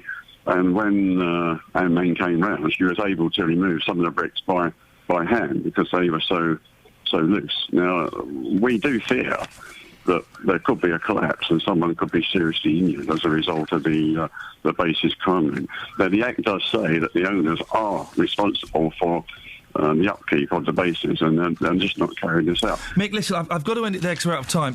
Keep listening, because I think we're going to follow this story. This is incredible. The partners of Newlands Park, who own the mobile home site in Hertfordshire, they're not bothering to get in touch with us. I can kind of understand why they wouldn't want to if they're as bad at their job as they seem to be. Three Rivers District Council, though. Come on, guys. Anne Main can speak up about it. Mick Deans can speak up about it. Why on earth won't you stand up and tell us what you're going to do to help these residents? If anyone from Three Rivers District Council wants to call us today, 08459 455 555. We'll put you straight on air, don't worry. Travel news for beds, cards and bugs. BBC Three Counties Radio. It's building up on the A1 southbound between the St Neots Junction and the Black Cat roundabout through the roadworks. And looking at the M1 towards London, it's very heavy between junction 10 for the Luton Airport Spur Road and 9 for Redbourne, and it's also looking quite foggy on the cameras this morning. In Markgate, the A5 southbound's very slow between Lynch Hill and Luton Road. And having a look at the A1M on the speed sensors, it's very heavy between junction 3 for St Albans and junction 2 for Welham Green. And the M25 is queuing anti-clockwise between junctions 17 for Maple Cross and 16 for the M40. In Beaconsfield, Amersham Road is building up southbound between Ledborough Lane and the A40 London Road. There's no reports of any problems at the moment, though, on the trains or the London Underground. Samantha Breath, BBC Three Counties Radio. Yeah, nice one, Samantha, nice one. 7:17, it's Thursday the 6th of November. I'm Iain Lee. These are your headlines on BBC Three Counties Radio. Elderly residents living on a mobile home site in Hertfordshire say they are living in fear of their traveller landlords. A woman from Bedfordshire will have to repay more than £6,000 illegally claimed in benefits after being caught by information on her Facebook page. And the government is urging fuel companies to pass on cuts in the cost of crude oil to motorists. And do you know what? I've just noticed something that we're doing. I'll tell you what in a second. BBC Three Counties Radio.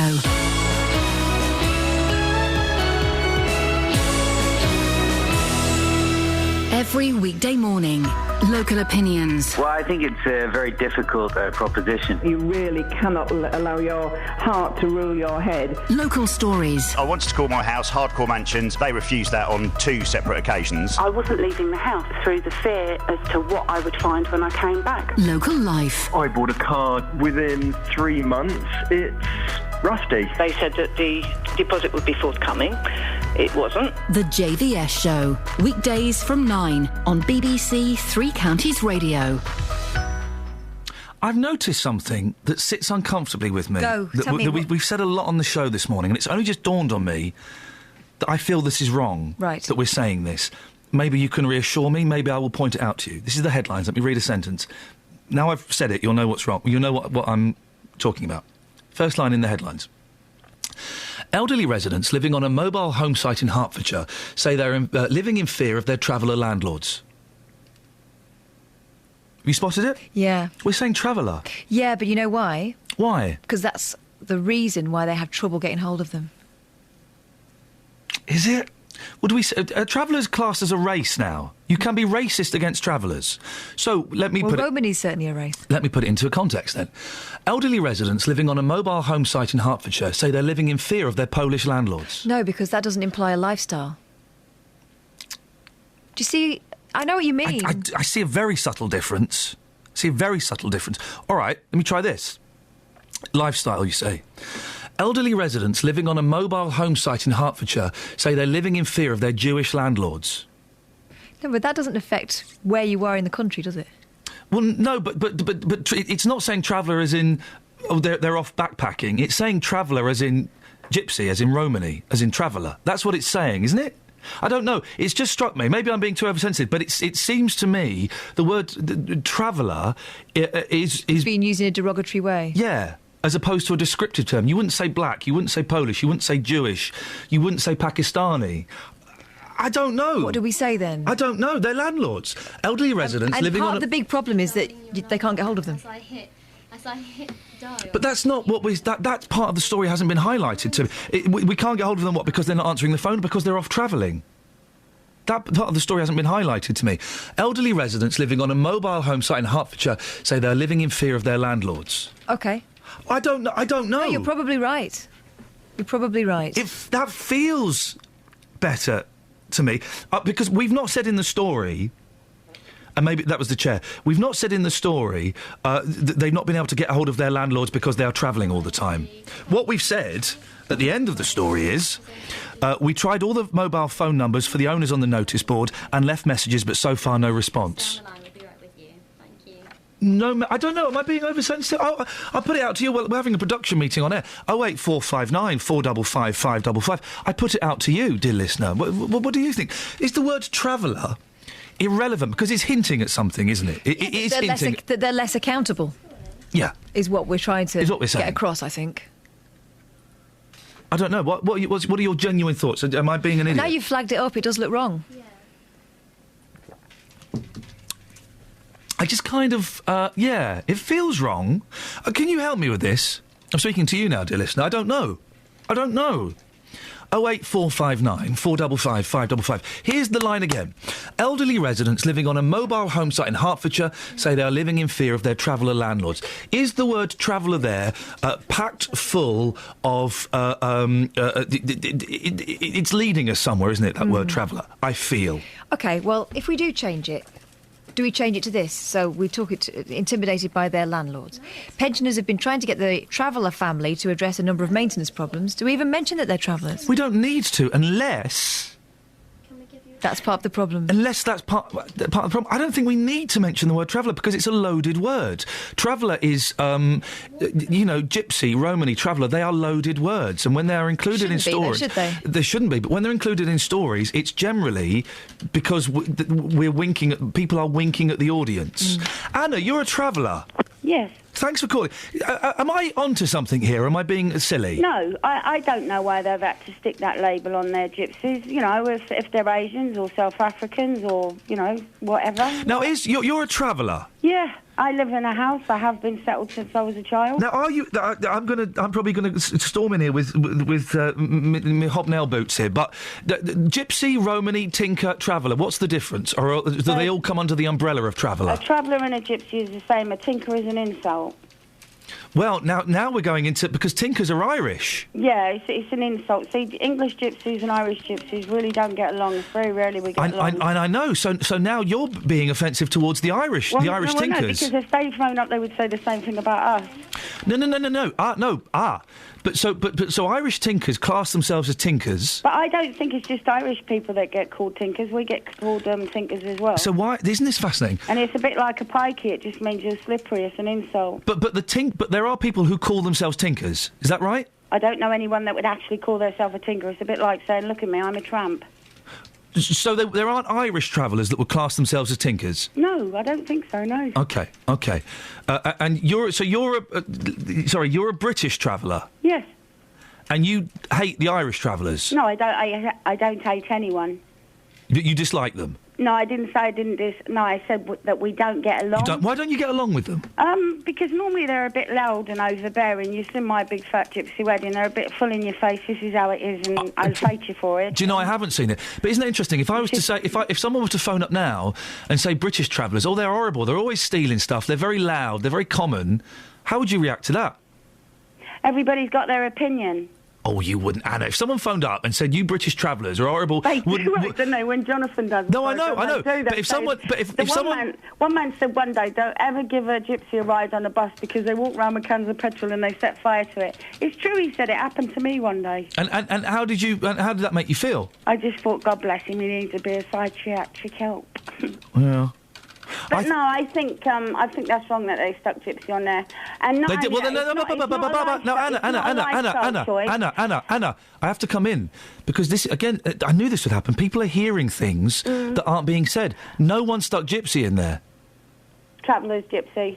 No, it's travelling community. Traveller, yeah. No one said gypsy. Catherine just said it's a lifestyle choice. Well, I'm a gypsy and I don't live that lifestyle. So you've chosen not to have that lifestyle. Yeah, but I will always be a gypsy. But it's a bit like you. If you married a gypsy and lived on a gypsy site for 50 years, I'm not being funny, you're never going to be a gypsy. I live in a house, I've been here for quite a long time, I am never going to be a gorger. Just because a dog is a Now, a puppy gorger. Again, I've got to translate. A gorger is I'm a gorger. yeah, you're just a non-traveller. It's not an insult. Well, it is used as an insult. It's our language. But it is used as an insult, isn't it? No, because we have our own language. That's No. But it doesn't matter whether you have your own language or not. But gorger is used as an insult, isn't it? No, it's not. Oh, because I've been told in the past that it can be used as an insult. No, it's not. We have our own language, and that's just the word that we use for non-gypsies or house dwellers, whatever you want to call it. It's like your house is a kenna, your car's a scream. You know, we've got our own language. It's a polo, actually. Stay there, because Jamie's in Dunstable. Morning, Jamie. Morning. The line that we're talking about, isn't this interesting how this has opened up, is the line I've been reading in the headlines, OK? Elderly residents living on a mobile home site in Hertfordshire say they are living in fear of their traveller landlords. I've raised the question whether the word traveller is important or not. What do you say, Jamie? I think the word traveller isn't important. It's only relevant if you already have a preconception, because your preconception fills in the missing blanks. If you don't have a preconception of what the word traveller means, it's fine. But everybody has a preconception of words. Everybody attaches meaning to words. Obviously, they're words. And the word traveller comes with baggage, doesn't it? Yeah, it depends what that baggage is. If you have fun association of travellers, you're going to associate with a good thing. If you have negative association, you'll have a negative association. Does that make sense? It does make sense, but the most people, I would say, judging from listening to phone-ins on this radio station and reading the press, most people have negative connotations with travellers. And also, in the context of people living in fear, it feels to me that the word traveller is compounding the potential aggression and violence that's being hinted at in that sentence. Well, if people already have this preconception, then it's relevant because it's part of the story. What do you make of it, Jamie? What preconception do you have of the word? My experience of travellers is they leave a mess behind. So that's my preconception, is that there's trouble follows them. So it's an association I have. But not all travellers. You see, in our way life, we have something we call wood bugs. Like you have vagrants and tramps. We have wood bugs, and they make mess. They do horrible things. They drink a lot. They're called wood bugs. I mean, I'm yet to see a set of travellers clean up behind themselves. Oh, really? Yeah, seriously. Well, you obviously haven't seen many then, because you can't just power them all with the same. But listen, I'm giving you my example. No, Jamie, listen, I don't want to go down this well-trodden route of travellers and gypsies and do we like them and do we want them near us and stuff like that. It's specifically about the word in this sentence. Jamie, you said you've got a negative. The story would. Is the fact that they're travellers, Jamie, relevant to this story? It is, because it depends on your connotation. Would it be relevant? Okay, would it be relevant if I said that they are living in fear of their black landlords? Because again, it depends on your connotation, doesn't it? Yeah, it does. And so would the word black be pertinent in that sentence? No, because you're describing a colour of a person. Well, you're describing a race. All right, Jewish. They are living in fear of their Jewish landlords. Yeah, but there's no negative connotations associated with that. There's nothing negative. So the word is adding extra negative impact. Yes, it is. Yeah. Okay, Jamie, thank you. You're right, let's change it. Well, it says to me it's wrong. Yeah. The word is adding extra negative impact, then it says to me it's wrong. And just to address what Jamie was saying there, he says every time he hears about travellers, they've made a mess. Well, that's the only time you hear about people when they break the law, isn't it? Yeah. We can carry on talking. This is fascinating. I love it when it kind of goes off like this and we are discussing, arguing in a friendly way about language. It's happened before with other news stories where an extra description's given and you kind of wonder what that adds. For example, the killer of 2 prostitutes. Yeah. Killer of 2 women. Yeah, again, you're right, prostitutes adds a negative. They've chosen that destructive, negative lifestyle. The other one that springs to mind, and I can't think where it was, shame on me, the Pakistanis who were... Rotherham, thank you. The Pakistanis who were grooming young girls, young white girls. It turns out there are actually loads of young Pakistani girls as well being groomed that we don't... that haven't come out and spoken about it. Is the word Pakistani relevant? Probably is in that case, but I couldn't argue why. It's weird, isn't it? Hey, listen, I'm happy to keep taking calls about this. I'm glad you said something. I'm happy to keep taking calls about this. The elderly residents living on a mobile home site in Hertfordshire say they are living in fear of their traveller landlords. Is the word traveller irrelevant? Is it distracting us in that sentence? 08459 455 555. Let's get the travel. Travel news for beds, cards and bugs. BBC Three Counties Radio. In Markgate, the A5 southbound's looking very slow between Lynch Hill and Luton Road. And taking a look at the M1 southbound, it's very slow between junction 7 for Hemel Hempstead and 6A for the M25. It's also very foggy looking at the cameras, so take care there. In Hemel Hempstead, the A41 is building up between Two Waters Road and the M25 junction 20 at Kings Langley. And taking a look now at the M25 anti-clockwise on the speed sensors, it's queuing between junction 21A for St Albans and 20 for Kings Langley as well. And also clockwise, it's very heavy around junction 25 for Enfield through the roadworks that are in place there. And having a look at the trains, there's no reports of any problems at the moment. Samantha Breath, BBC Three Counties Radio. Across beds, hearts and bugs. This is BBC Three Counties Radio.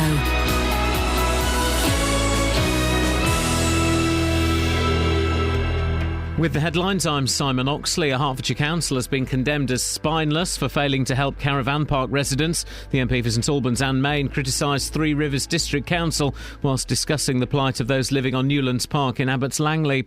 A woman from Bedfordshire will have to repay more than £6,000 illegally claimed in benefits after being caught by information on her Facebook page. And several £1,000s worth of vintage watches have been stolen during a ram raid in Hertfordshire. Police say thieves stole a Jeep-style vehicle into the metal shutters of Andrew Charles Watch and Clockmakers in Little Wymondley in the early hours of yesterday morning. Three Counties Sports. BBC Three Counties Radio. Manchester City are facing a Champions League exit after losing 2-1 at home to CSKA Moscow. City ended with 9 men after Yaya Toure and Fernandinho were sent off. His manager, Manuel Pellegrini. Well, of course, we must try to find what happened with this team in Champions League. I think that the mentality of the players, I think that all of them are important players, so I don't understand why they cannot play in Champions League. But of course, we must review a lot of things to understand why we play in so low performance. Chelsea drew 1-1 away to Maribor, with Eden Hazard missing a late penalty. Tonight there are Europa League matches for Tottenham and Everton. In the Championship, Nottingham Forest are now without a win in 10 matches. Former Luton striker Andre Gray was among the scorers as Brentford won 3-1 at the City Ground. And Milton Keynes Dons under-18s are through to the second round of the FA Youth Cup after a 5-2 win at Cambridge. Stevenage hosts Needham Market tonight. Nigel Mansell says Lewis Hamilton deserves to win the Formula One World Championship, but admits the decision to award double points in the final Grand Prix could mean he doesn't take the title. The Stevenage driver is 24 points clear of teammate Nico Rosberg, with the teams in Brazil for this weekend's penultimate race. Mansell is predicting Hamilton can stay at the top for another 10 years. He's just absolutely getting better and better, and his racecraft and winning the US Grand Prix was pivotal to get those extra points going into the last 2 races now with Nico. And Nico has been pushing really hard, so Lewis has been doing the job all year, as Nico has, but Lewis has definitely got the upper hand. But I forecast in the next probably 5 to 10 years he'll be smashing records left, right and centre. BBC Three Counties News and Sport. The next full bulletin is at 8. Across beds, hearts and bucks. This is Iain Lee. BBC Three Counties Radio. I think we've stumbled onto something here, Catherine. And there will be people going, oh, bloody left-wing BBC bias. I just think it's interesting that let me just read this headline again that I've been reading all morning, and it only struck me as odd 20 minutes ago. And it doesn't detract from the story. You know what? In fact, I think it adds to the story by taking the word out. Here's the headline. Elderly residents living on a mobile home site in Hertfordshire say they are living in fear of their traveller landlords. The word traveller, it comes with a connotation, and this is what I make up from it. Oh, you know, blooming travellers, of course there's going to be trouble. That's the first thought that comes into my head. You take that word out, it's a much more powerful story, I think.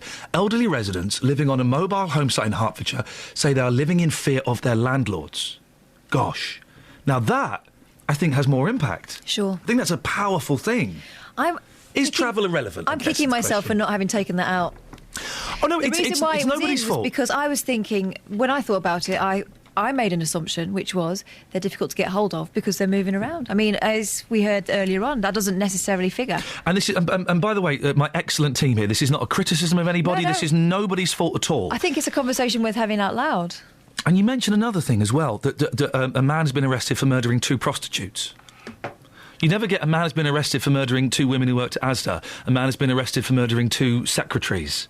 Look at me picking gender-specific roles. But the word prostitute is loaded with risk, with negative connotations. They've made that choice to live that dangerous lifestyle. It's kind of their fault.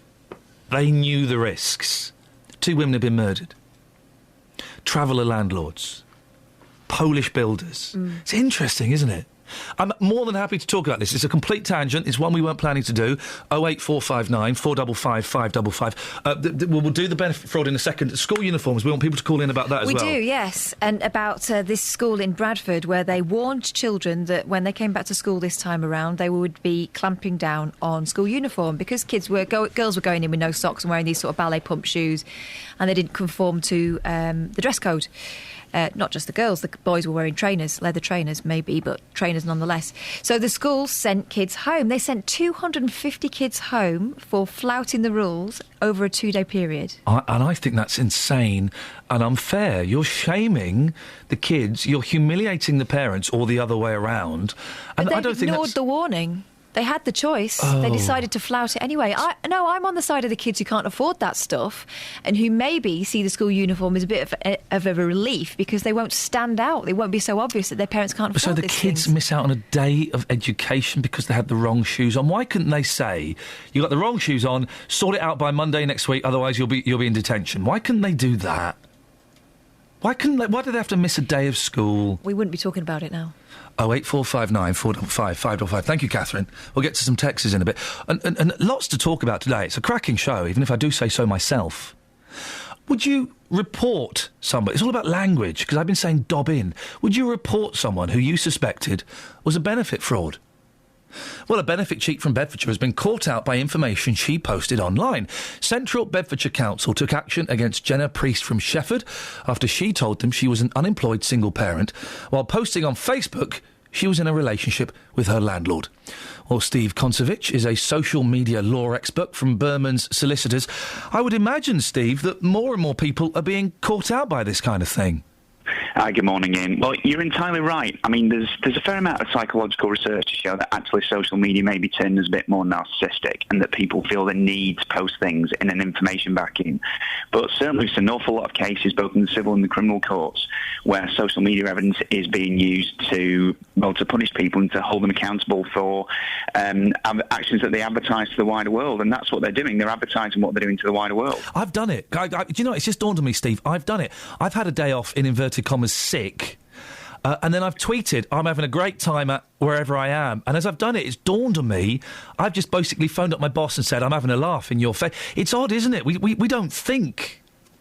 Well, a lot of people are trying to start thinking, and you'd think that with some of the higher profile examples, people would take this a little bit more seriously. I mean, there's always a data protection issue when using information like this, when you're taking it from the internet, but there's also exceptions to data protection when using it for the purposes of legal proceedings. And if you ever wanted a case study on this, look back to the riots a few years ago when there was a kid who stole a value bag of basmati rice from Tesco, I think it was from Tesco Express, and then posted a picture of himself holding the bag online.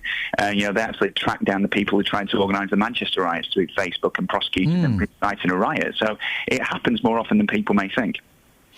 There must be restrictions on what information the authorities can use that they've got from Facebook and Twitter. Well, there are, but if you look at a lot of the terms of use of Facebook, of Twitter, of any of the big social media platforms, the terms of use that you sign up to say, if we get a request from a law enforcement body or someone similar to that, then the chances are we'll hand that information over. And some research yesterday said that Facebook, I think, has had 27% higher number of requests for data from the police over the course of the past 12 months. So there are hoops you have to jump through. Is that the case? Because I thought, isn't there a kind of story going on at the moment, Steve, that the Facebook and Twitter and a few of these other sites are being criticised because they don't want to help with anti-terrorism procedures? Well, that's right. Well, Actually, Twitter and Facebook occasionally, yeah, but when we were talking back to the James Foley beheading not that long ago and the stuff that's going on with ISIS, there was a lot of talk about the fact that ISIS are using social media very skillfully, although obviously for a very terrible purpose, to be able to get their message out, and they jump from platform to platform, and so not every platform deals with these kind of requests and deals with this kind of material the same way, and there's always a new platform to get up to speed with. I guess if people are stupid enough to be claiming benefits for being a single parent and then post on a public Facebook page, I'm in a relationship, I'm married, or they're claiming they are disabled, and then they're posting videos of them kicking a football around, they kind of deserve what they get, don't they? Well, I mean, you've already said yourself today, language is a powerful thing. Stupid is one thing, narcissistic is another. And, we saw an example this week with Rio Ferdinand getting banned over his use of language in a tweet. Oh, yeah. He's, I think it was £25,000 fine and 3-match ban because he used a sexual slur. People do need to think before they tweet, do need to think before they post, because I suppose the cliche would be, tweet in haste, repent in leisure. Is there a chance, though, Steve, with some of this, that we're getting a little bit oversensitive? I mean, there was the lad that got prosecuted for saying he was going to blow up an airport when he was frustrated that the airport was delaying him or delaying his girlfriend. We do hear of people being chased because they've posted stuff that, all right, is a little bit inappropriate, but really, are we wasting police time, I guess, is the question. Well, that's a really good point. I mean, what we've recently had is a couple of really interesting developments in that the Justice Secretary, Chris Grayling, has talked about increasing jail terms for internet trolls from 6 months to 2 years. That's potentially very dangerous, and we actually have some Crown Prosecution Service guidelines which say it's usually not going to be in the public interest to prosecute someone over something they do online or say online. And then you then need to show that there's a credible threat. You need to show that the person hasn't shown remorse. There's a number of, again, hurdles you have to jump over before these kind of prosecutions happen. But the problem that we have is a lot of this is quite old law being kit-bashed into and being kit-bashed into shape for a new technological environment, and it doesn't take into account some of the subtleties of social media behaviour. Steve, it's fascinating talking to you. We'll get you on again if that's okay. Yeah, I'd love to. Thank you. Great, thank you very much. That's Steve Koncevich, who's a social media law expert from Berman Solicitor. Put 2 stars by his name, Catherine. He was excellent. He was excellent because he knows his stuff and he explains it in a way that even an idiot like me can understand it. I do kind of, again, slight tangent, I do wonder if we're being a little bit oversensitive. There's this talk of Chloe's Law. Chloe being Chloe Madeley, after, people... Apparently she was threatened with rape or something on Twitter. Why that's inappropriate and horrible. Part of me does think, are we being a little bit too sensitive, oversensitive with some of this stuff? Or do we need to grow up and realise that by going on social media, you're effectively giving people your mobile number to text you. And so if they write something you don't like, you can block them. I liked him. He was great. We'll get him back. Justin. Great guest. He was good, wasn't he? Fantastic. Back to the original story. There is a phone number you can call up to report people, friends, neighbours, relatives who you suspect are fraudulently claiming benefits. Would you report someone? You've taken this to the streets. Yeah, I've been asking that very question. Some really, really interesting views coming up here. Some real honesty as well. Here's what people had to say. Eddie, it's freezing on the streets this morning. Very, very cold. If you knew somebody was getting benefits illegally, would you dob them in? Yes, I would. I'd report them, yeah. Yeah, I would. For certain reason, because I'm a taxpayer and I'm paying their money. See, from you, not a second thought, is there? No second thought at all. I mean, even if children were involved, would you not feel guilty for making that call? No, I wouldn't, no. No, if they're getting it illegally and they're working on the side and things like that, I'd certainly report them. What if it was a close friend, though? If it was a close friend of yours, makes it slightly different, would you still grass them up? Well, I'd have to. Because to me, I'm working, I'm an honest person, and I don't think anyone should be doing that. Even if it was somebody you'd known for years and years? Yes, it'd make no difference. So you'd be willing to technically lose a friendship if they found out it was you, because you think what they're doing is totally wrong? That's right, because I have to work. Why shouldn't they work? In my opinion, I've got to work, so they should be working. I don't know, because sometimes I think when you get involved, it causes yourself more problems than really if you just turn a blind eye, but I'd like to think I would. Now, Graham, be honest with me, do you know people that have been on benefits illegally? Yes. What were they claiming for? Yeah, just normal door money. So they were going to work, full-time? No, just part-time. Just cash in hand? Cash in hand. And they were still claiming dole money? Yeah. OK. Did you grass them up? No. Can I ask why? With all my friends. What if it was somebody you didn't like? No. You still wouldn't? No, Can I ask why you wouldn't do that? Because you're here this morning, you're up bright and early, you're going to work, you work really hard for a living, and these people are cheating the system. So why wouldn't you grass them up? Because see, everyone's got to live. You know, and some of these guys have got 3 or 4 kids to support. So you would never, ever even consider grassing up anybody, even if you really didn't like them? I've thought about it, aye. I've thought about it, but no, I wouldn't do it. We're talking about language today, Justin. I've got a brilliant tweet, by the way, I'm going to do after the weather. A brilliant tweet about language. And it's interesting that you, and this isn't a criticism, it's just I'm kind of hypersensitive to it now. You went for the, would you grass someone up? And that does have a negative connotation, doesn't it? It does, but I think, you know, if you're going to go out onto the streets and ask questions, I think if you said, would you dob somebody in, if you're going to grass somebody up straight away, I think you're getting to the point a lot quicker. Now, it may be wrong to say that, it may sound wrong, but I think you are getting straight to the point. People straight away will have an opinion one way or the other. Justin, do you fancy taking this school uniform one to the streets for us for later? Yeah, absolutely. If you just find that 251 kids sent home over 2 days for wearing the wrong school uniform, I'm kind of on the side of the kids. I think it's a little bit unfair. When I was at school, I think I had Nick's trainers as well. I wanted the latest trendy trainers. My mum got me Nick's trainers for secondary school. People took the mickey out of me, and I have to say, looking back on my experience, it made me a stronger person. I don't see what the issue is here. Justin, listen, we'll speak to you later on. I've got a cracking tweet as well. We're talking about the use of the word traveller in that news story. Well, someone has picked up on something else. Someone is a genius. Travel news for beds, cards and bugs. BBC Three Counties Radio. The A1 southbound is queuing between the St Neots Junction and the Black Cat roundabout now through the roadworks area there. Having a look at the speed sensors on the A1M southbound, it's very heavy between junction 3 for St Albans and 2 for Welham Green. On the M25 anti-clockwise, it's queuing between junction 21A for St Albans and junction 19 for Watford. And in Hemel Hempstead, the A41 southbound's building up between Two Waters Road and the M25 at Kings Langley as well. Very busy on that stretch of the M25. In Denham, the A40 Western Avenue's queuing eastbound between the Denham roundabout and Gypsy Corner, and also the M40 towards London is very heavy around junction 4 for the High Wycombe Handy Cross roundabout. On the trains, Abellio Greater Anglia services have 10-minute delays between Bishop Stortford and Tottenham Hale. That's because of a points failure at Harlow Town. Samantha Breath, BBC Three Counties Radio. Thank you, Samantha. 7:47, these are your headlines on Thursday the 6th of November. A Hertfordshire council has been condemned as spineless for failing to help caravan park residents. A woman from Bedfordshire will have to repay more than £6,000 illegally claimed in benefits after being caught by information on her Facebook page.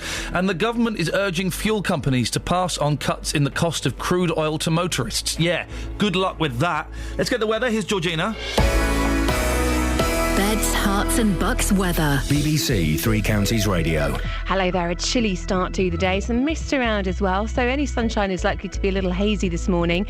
And we've got cloud increasing from the west, also a breeze picking up. So it's going to be feeling quite raw with temperatures reaching about 12 degrees Celsius. And tonight, patchy rain pushes in from the west. It's going to be fairly light for the most part, but there will be some heavier spells with lows of 8 degrees, so much milder than last night, and hopefully no scraping of windscreens tomorrow morning. But a windy day, a wet start to the day as well. Still some of that rain around and drier spells later, but also some showers will be left behind. And some of those could have some hail and thunder mixed in with highs of 13 degrees Celsius. Now, Saturday starts off pretty well, but we've got a spell of rain later on coming in from the southwest. And then on Sunday, it looks like a day of sunshine and just a few showers around. That's your latest forecast.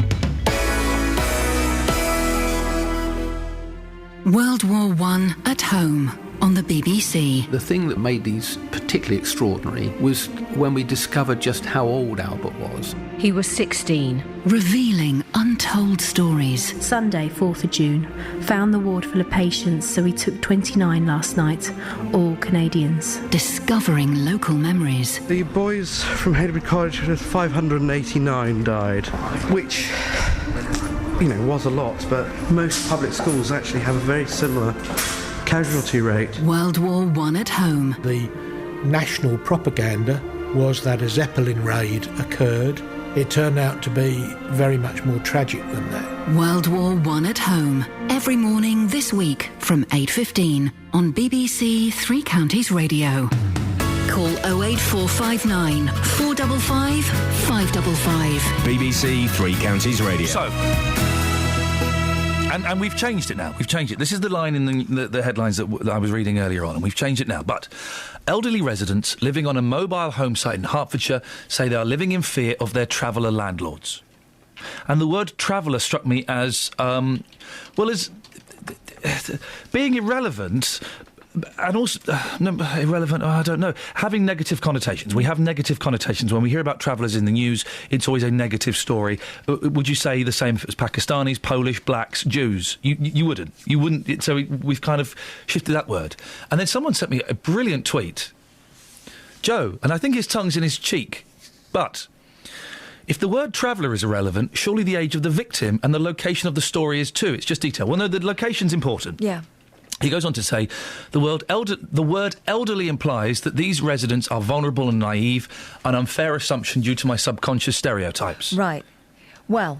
Go. If we go back to if we go back to when we started this story, that was what the representative of the Residents Association was saying, that many of the people on this site are elderly and they're not up to having stand-up rows with people about getting their plumbing sorted out. It's good, isn't it? It's good. I love it. There's no right answer. There's no right or wrong answer. But also, we're attributing the talk about the traveller landlords to the elderly people there. If you read it carefully, they say that their traveller landlords they're living in fear. We're not saying that's happening. Is the implication that the use of the word traveller is somehow giving what's this district council, Three Rivers District Council, a get-out clause?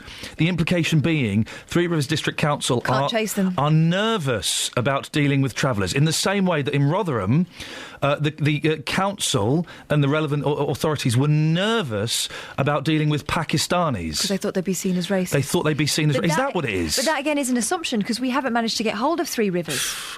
Three Rivers District. We're going to chase them on this. We won't let this story go. I really want Three Rivers District Council to come on and talk to us at some point. We're going to talk to Anne Main, the MP for St Albans, on this one, and maybe she can help us out with this question. Anthony's in Bletchley on this. Morning, Anthony. Morning. I'm aware that we're in danger of slightly disappearing up our own backsides, but I'm having fun this morning dissecting this. So let's continue. What have you got for us? It was a kind of a similar example of what you were saying before with putting a word in and how that makes you read a story. So the kids, I believe that was up in Bradford, where they've been sent home from school. Was that right? This is in Bradford, yeah, where the 251 kids have been sent home over 2 days because of inappropriate school uniform. So the fact that it's in Bradford, does that change the story? If you said that was in the London borough of Hammersmith and Fulham, does that make you read it differently as well? What connotations do you have about Bradford? I've got to be careful. I'm on my way to Leeds now. Well, because I'll tell you my connotations of Bradford. Okay, this is my knee-jerk reaction. May be completely nonsense. This is what pops into my head. High Asian community, not a lot of money, cold. Those are the three things that instantly pop into my mind. Rightly or wrongly, I don't know. I don't know anything about Bradford. Those are the three things that pop into my mind. But maybe it's a fair assumption because this is an area where people don't have very much in some cases, and so the fact that there are some kids walking around in very, very fashionable clothes and others can't afford it, maybe that's the reason why they've come down so heavy on the school uniform. But again, it's our assumption, isn't it? What do you make of it, Anthony? Are you making assumptions, or are you just raising the point? Kind of raising the point, but at the same time, I remember when I was at school, I always felt I didn't have the newest trainers. I went in the school uniform, and that's what it was there for. That was the rule. Yeah. And it would always frustrate you when there's somebody coming in that was breaking that rule. Oh, yeah. If you don't learn rules at school age, then you break them at a later age as well, surely. You just reminded me of something. I've raised another point now. No, you're right. I'm loving this. I'm loving it. We're totally dissecting the show. Just reminded me of something as well. I was a pretty good kid, actually, and I was always being told off for having my skirt too short. But there were kids at the back of the class who were a little bit more mouthy, who were wearing dungarees to school. Really? Yeah, they never got pulled up. The dungarees never got pulled up. Anthony, thank you. I'm loving this today. I'm really enjoying it because we're completely dissecting, and we will disappear in a puff of dust up our own backsides. But Kelly, you're typing something on the screen. You can tell me what Kelly. You can tell me what you're typing from. You can pass on the message. This is about Three Rivers District Council, the district council that are responsible for this mobile home site. Tony Fisher was the reporter. Yes, he contacted Three Rivers 4 times yesterday. He said the last 2 times was in direct response to Anne Main calling them spineless. They said they would send a statement twice, and they still haven't. Hey, do you know what that implies? They're spineless. I mean, it kind of... Thank you, Tony. It kind of... it backs up our mains. If they won't even send a statement... And boy, oh boy, I hate it when councils send statements. That implies cowardice to me. But if they won't even send a statement, let alone come on the air to talk about it, then...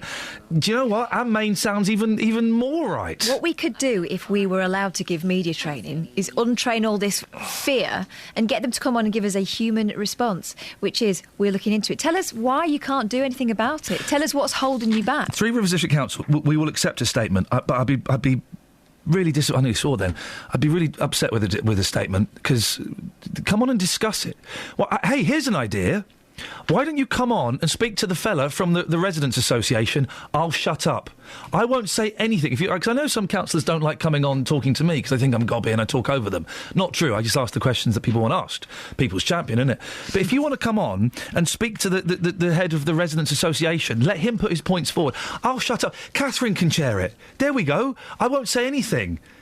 I'll be quiet for 15 minutes while you talk and explain to the residents what it is you intend to do or why you're intending to do nothing. Do I get more pay for that 15 minutes? I'll buy you a cup of coffee. Oh. How's that? The usual. Janet says, miss a day of school for the wrong shoes, that's fine. Miss a day of school for Granny's funeral, you get a fine. The world has gone mad. Well, I like what you've done. It's 08459 455 555. We're asking as well, would you report someone for dodging... You all right, Simon? Oh, yes. Good clearing of the throat, because we're coming to you now. Sorry, I opened your fader a bit early. Sorry. The benefits story, what would you like to say? Morning, Ian. Morning. Have you got a pen handy? No, but I can pretend.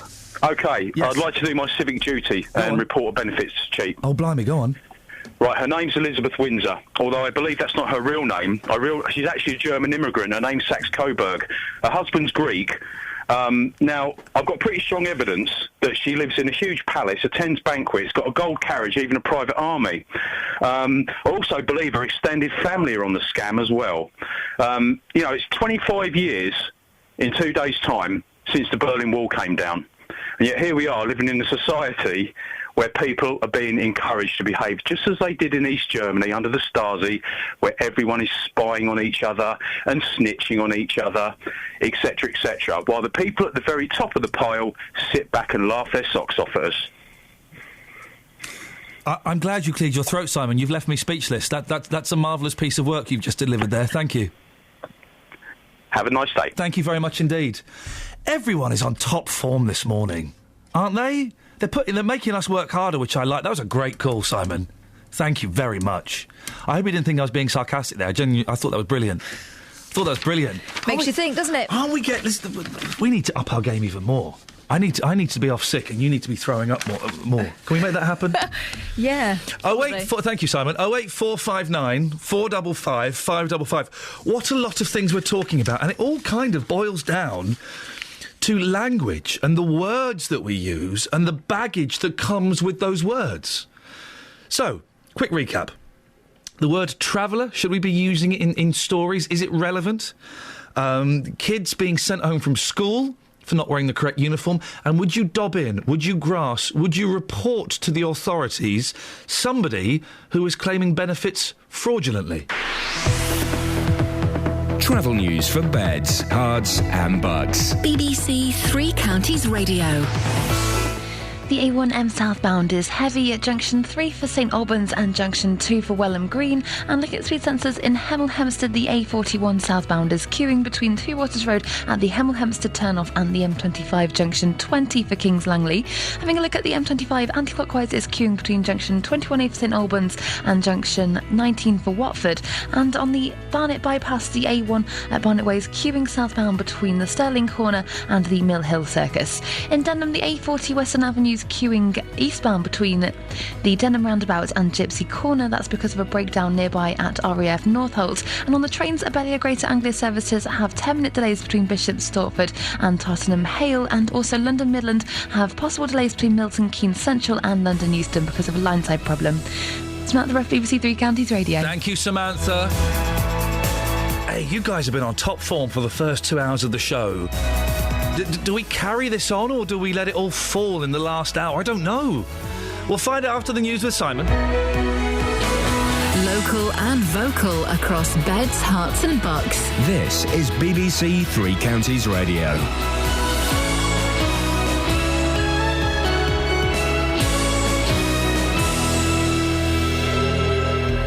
It's 8 o'clock. The headlines: MP accuses Hertfordshire Council over mobile home residents. Bedfordshire benefits cheat caught by Facebook posting. And ram raid at Village Jewellers. BBC Three Counties Radio. The Hertfordshire Council has been condemned as spineless for failing to help caravan park residents. The MP for St Albans, Anne Main, criticised Three Rivers District Council whilst discussing the plight of those living on Newlands Park in Abbots Langley. She claimed residents had been intimidated by the park's owners, the Golby family. My council doesn't seem to wish to invoke health and safety, and yet we have elderly people on caravans that when you stand in front of them you can see are on a lean.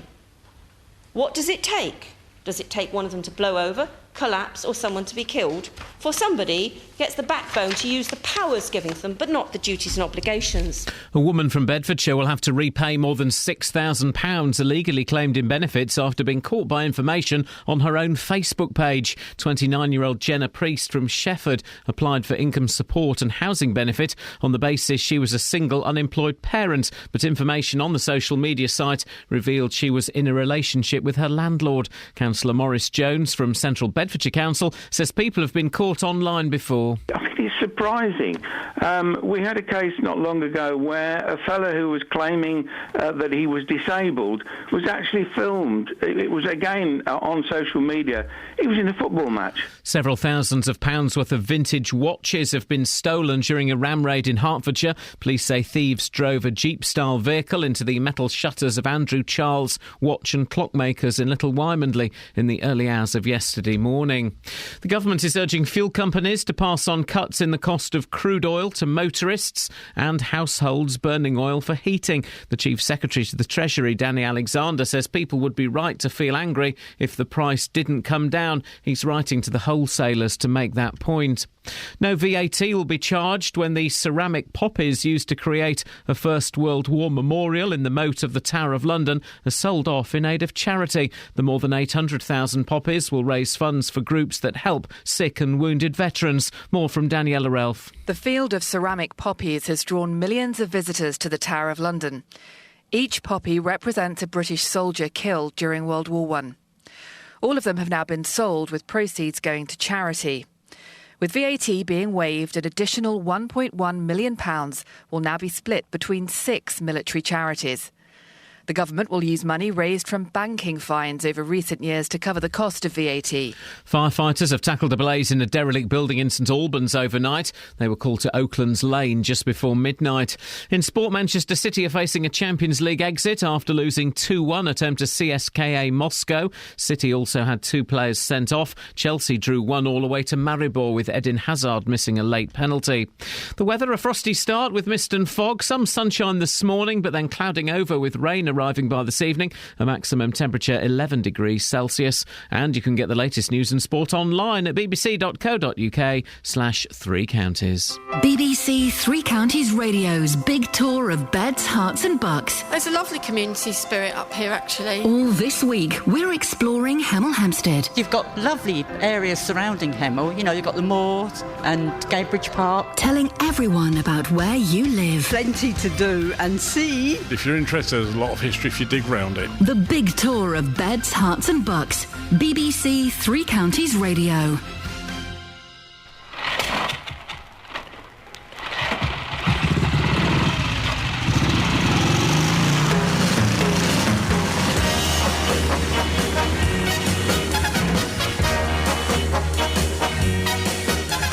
Holiday, day after the seaside, come away. Play at the seaside, play little boy. There's so much to destroy. What else is there to do? Won't you tell us why do you do it? Nothing better to. Why do you act this way? Nothing better to. Why have you nothing better to do? That's Bill Oddie. Yeah, that's Bill Oddie. Didn't they ban that? Yeah, they banned that. We're the BBC, and I'm playing banned records on the BBC. The same day as an awards ceremony. In your face, awards! Unless, of course, we win, in which case, thanks, everybody. Thanks, everyone on the team. Thanks, my mum. We won't. Anyway. Busy show this morning. Residents are in fear of their landlords, and the district council has been called spineless. Well, they've certainly not come on the show or even sent us a statement. So I guess maybe they are spineless. We're talking about language. Is the word traveller relevant to a story? Dobbing people in, grassing people up? Actually, it's reporting thieves to the authorities. Would you do it? And what's the school uniform story, Kath? 250 children sent home from a school in Bradford for breaching school uniform rules. Are they banged to rights, or should they just let it lie? You're on the side of the teachers school, on this. Yeah, I think it's brilliant. But think about 15-year-old Kath. She would be on the side of the kids, wouldn't she? Yeah, but she was wrong. She was an idiot. Oh, for goodness sakes. Wow. Come on, we all know that. If you want to take part in the show, I've got to warn you, we've had some cracking calls this morning. Very good calls. If you think you're up to scratch, 08459 455 555. Across beds, hearts and bucks. This is BBC Three Counties Radio. Do you want to do texts now or later? Then. This is an interesting one from Angie in Welling Garden City. Hi, Ian. I do think that using the term traveller is done to put an extra negative spin on an already dreadful story by playing to our racist views about this community. If we're going to be careful with words, I don't think it was done on purpose at all, and I think that's the point. And that's if there is a problem, that's the problem, it wasn't done deliberately. Of course it wasn't done deliberately. But it happens all the time. Yeah. The travellers are classed as an ethnic minority group under legislation. Their ethnicity has no bearing on their legal obligations as landlords. However, given that it is a mobile home park, do we know how many of those residents are travellers themselves? No, we don't. And does it matter? No, actually, it doesn't. No. In Russian? I think that's what we're coming to, isn't it? That it doesn't. Give us one more, go on. Phil disagrees. He says, my preconception of the word traveller comes from growing up in a town in the East Midlands where the settled traveller community rode roughshod over everyone else, including the police. Threatening behaviour, theft, organised fights, bringing part of the town to a standstill are things that happened rather than just a racist opinion. Thing is, though, you didn't hear from all the settled travellers who weren't causing trouble. Yeah. It's interesting. I'm finding it fascinating. 0845, thank you, Catherine. 08459 455 555. And it all stems back. This is not in any way to detract from what is a flipping horrible story. A lot of people are suffering. Pensioners living on a mobile home site in Hertfordshire say they are living in fear of their landlords. There are a number of maintenance problems with plumbing and bases of the static caravans on Newlands Park in Abbots Langley. But according to residents, all attempts to get them fixed are met with aggression and intimidation. They don't understand why Three Rivers District Council won't step in. Here's what they told our reporter Tony Fisher. What we really want, there's a lot of elderly people up here, and what we really want is the council to actually come in, survey the site, get the partners to do the work so that these people can live in their twilight years with peace and quiet without any intimidation, because every time they ask for something to be done, they're ignored or intimidated by being told to F off, basically. And they're living in fear, yes, basically, yes. Yeah. Well, I'm joined now by Conservative MP for St Albans, Anne Main. Good morning, Anne. Good morning. We played a clip of you in Parliament earlier on, and I got to say, it's so refreshing to hear someone, an MP, who is passionate, who is angry, who is sticking up for the residents. This is a terrible situation, isn't it, for these poor people? It is, and I think what makes it worse is that the 2013 Act was passed to try and stamp out some of these practices, but it relies on councils having the will or the backbone, if that's the right way of putting it, to use it. Otherwise, a landlord, any landlord who runs a park home site, can act in any way he chooses if they won't take any action. It is discretionary, and Three Rivers District Council, they haven't done anything, have they? As far as I'm aware, they went to look at the site in April, the problems were pointed out, and that's all they've done. Have they said anything more to you? Well, they've been speaking to my staff who've been working on this with them, and the litany of complaints is always met, apparently, with the family are dealing with it, the partners are dealing with it. Well, they're obviously not. And also, we don't have the resources to do anything to tackle it ourselves. In fact, I've seen a response to a letter when there was complaints about intimidation and harassment, where the legal department said there wasn't an obligation on the council to act, so they advised that the residents take their own actions through the courts, but they can't afford to do that. So the council does not seem to be supporting the residents, it seems to be just backing off, and that's why I described it as spineless. And I find a council that is prepared to pay its chief executive for 4 days a week, nearly £137,500, and overrun by $4 million on a sports centre, could try and find the resources if it put its mind to it. You're furious, aren't you? I am furious because I've met these people, and if you go around, and I've crawled around on my hands and knees, and you've seen some of the caravans, they're park home vans, these are big things, like a bungalow on legs, really, and when you look underneath the skirt, as it's called, these are just metal struts keeping these vans on equilibrium, and they're having to have bits of brick and bits of wood to keep them on a level because the bases are breaking up, big cracks across them. And I would hate to think that if there was a really bad set of weather that these vans would topple over.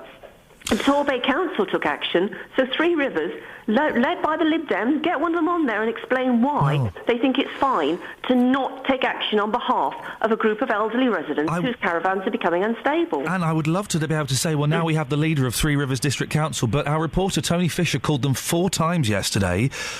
We were told twice they wouldn't come on, but they would give us a statement. We've got nothing. They've given us nothing, which I think is disgusting. Well, it is disgusting, and they get the same response, the residents. I hope they'll remember that in the ballot box when they're sending round councillor candidates. But, the main thing is that I said to them, look, residents say they can't get hold of these partners. You tell them to deal with the partners direct. They can't get hold of them, or if they get hold of them, the phone slammed down on them. So they did some test communications. A month later, have they had the results back? No. So they sent a letter to the partners, not had a result after a month, and yet they think communication's okay. When I asked them about the latest electrical certificate, it's been over a year and they haven't seen one. I spoke to Mr. Golby, who's the chief partner on the site. Yesterday he said, they've had one sent. Well, I spoke to Mr. Earl, the council officer. He said they haven't received one. Well, why aren't they chasing this up? This is a condition of their licence. If the council does not take action, any landlord, whoever they are, can act with impunity, and it is not good enough. That's what people pay their taxes for. They want to be stood up for when they need to, and the council isn't doing it. And you've kind of taken this to the top. Is there anything more you can do? It must be very frustrating for you. Well, this is a bit of a name and shame game now, although I have written to the Minister to see if there's any more that can be done, and I gather the legislation that was brought in 2013 is being tested and examined, and I think this is a case where it's obvious that without the council's willingness to act on the legislation, they might as well not bother to put it in place. So, sadly, we're in a position now of trying to get the council to face up to its moral obligations, I believe, to a group of vulnerable residents. And, as I said, they're spending plenty of money on other things. This is basically threatening that the licensee must be prosecuted if he doesn't come up with what he's supposed to do, which is repair those bases. And the other thing is they can get the costs back against the Golby family. It's not as if the council will be out of pocket. Council's recognise there are failings and has asked the family to do something about it. The family aren't doing it, well then go after them. The other thing is there's asbestos on the same land. The council have been told about that. But nothing's been done to make them clear up a broken up set of asbestos panels. Why not? A farmer would have to. I don't understand why the council is running scared of this. I'm told it's resources, I'm told it's lack of money, and yet, as I said just now, they've just voted in an extra increase to their 4-day-a-week chief exec because they think they should get, the best in place. Well, he's been there since 2003, and he's, probably doing a fabulous job, according to some people, but he's not doing a fabulous job for the people of Newlands Park. And one final thing before we go, and boy, oh boy, I would hate to be on the receiving end of a tongue lashing from you, blimey. And these residents are certainly lucky to have you on side. Is it relevant? We in the headlines, I've been saying that these are traveller landlords. Is the word traveller relevant in this, or is it throwing us off the scent slightly? Excuse me. The relevance that I just point out at the end of the debate is that Herts County Council has a Gypsy Traveller Liaison Officer, and the point of the Gypsy Traveller Liaison Officer is to ensure that the traveller sites, and indeed one in St Albans had several million on it spent bringing it up to standard, the traveller sites are of a standard that's acceptable, the travellers' rights are upheld, and travellers have a conduit for their complaints if things are not done properly. And yet, when the boots on the other foot, a traveller is running a site, it appears that those people on that site don't have any particular person that's standing up for them in the council. And that's the point I was making. We shouldn't have one set of rules for one group of people and one set of rules for another. Do you think this is part of the reason that Three Rivers District Council are reluctant to do anything? Because they are travellers. In the same way, in that horrible the child abuse scandal we've heard about, people were supposedly reluctant to do anything because they were Pakistanis and they were would be seen as being racist. Do you think that's part of the problem here? I think you have to ask Three Rivers Council. I do know that they're treating one group of people very elderly. I mean, one lady was 93.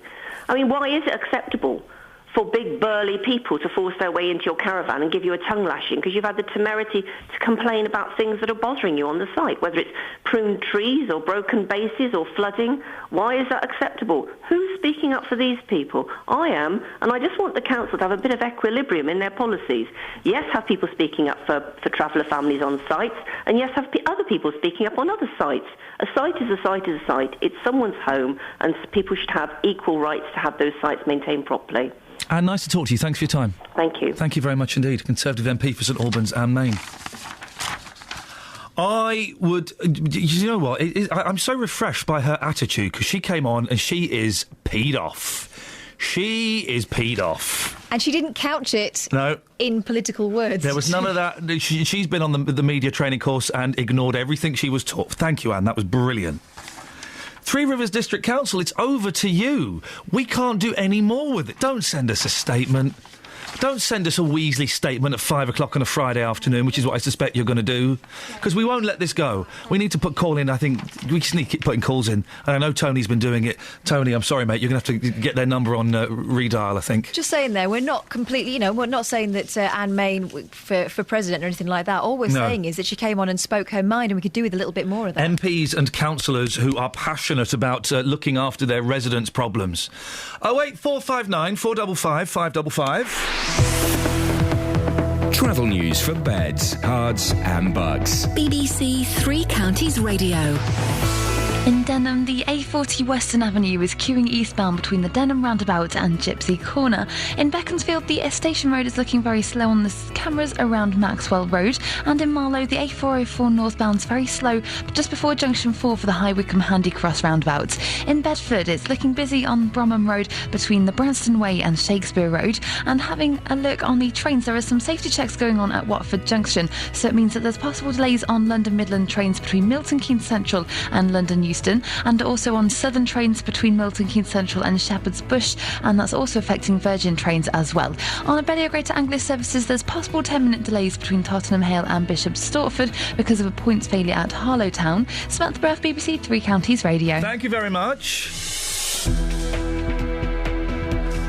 It's 8:17. It's Thursday, the 6th of November. I'm Iain Lee. These are your headlines on BBC Three Counties Radio. A Hertfordshire council has been condemned as spineless for failing to help caravan park residents who it's claimed are being intimidated by their landlords.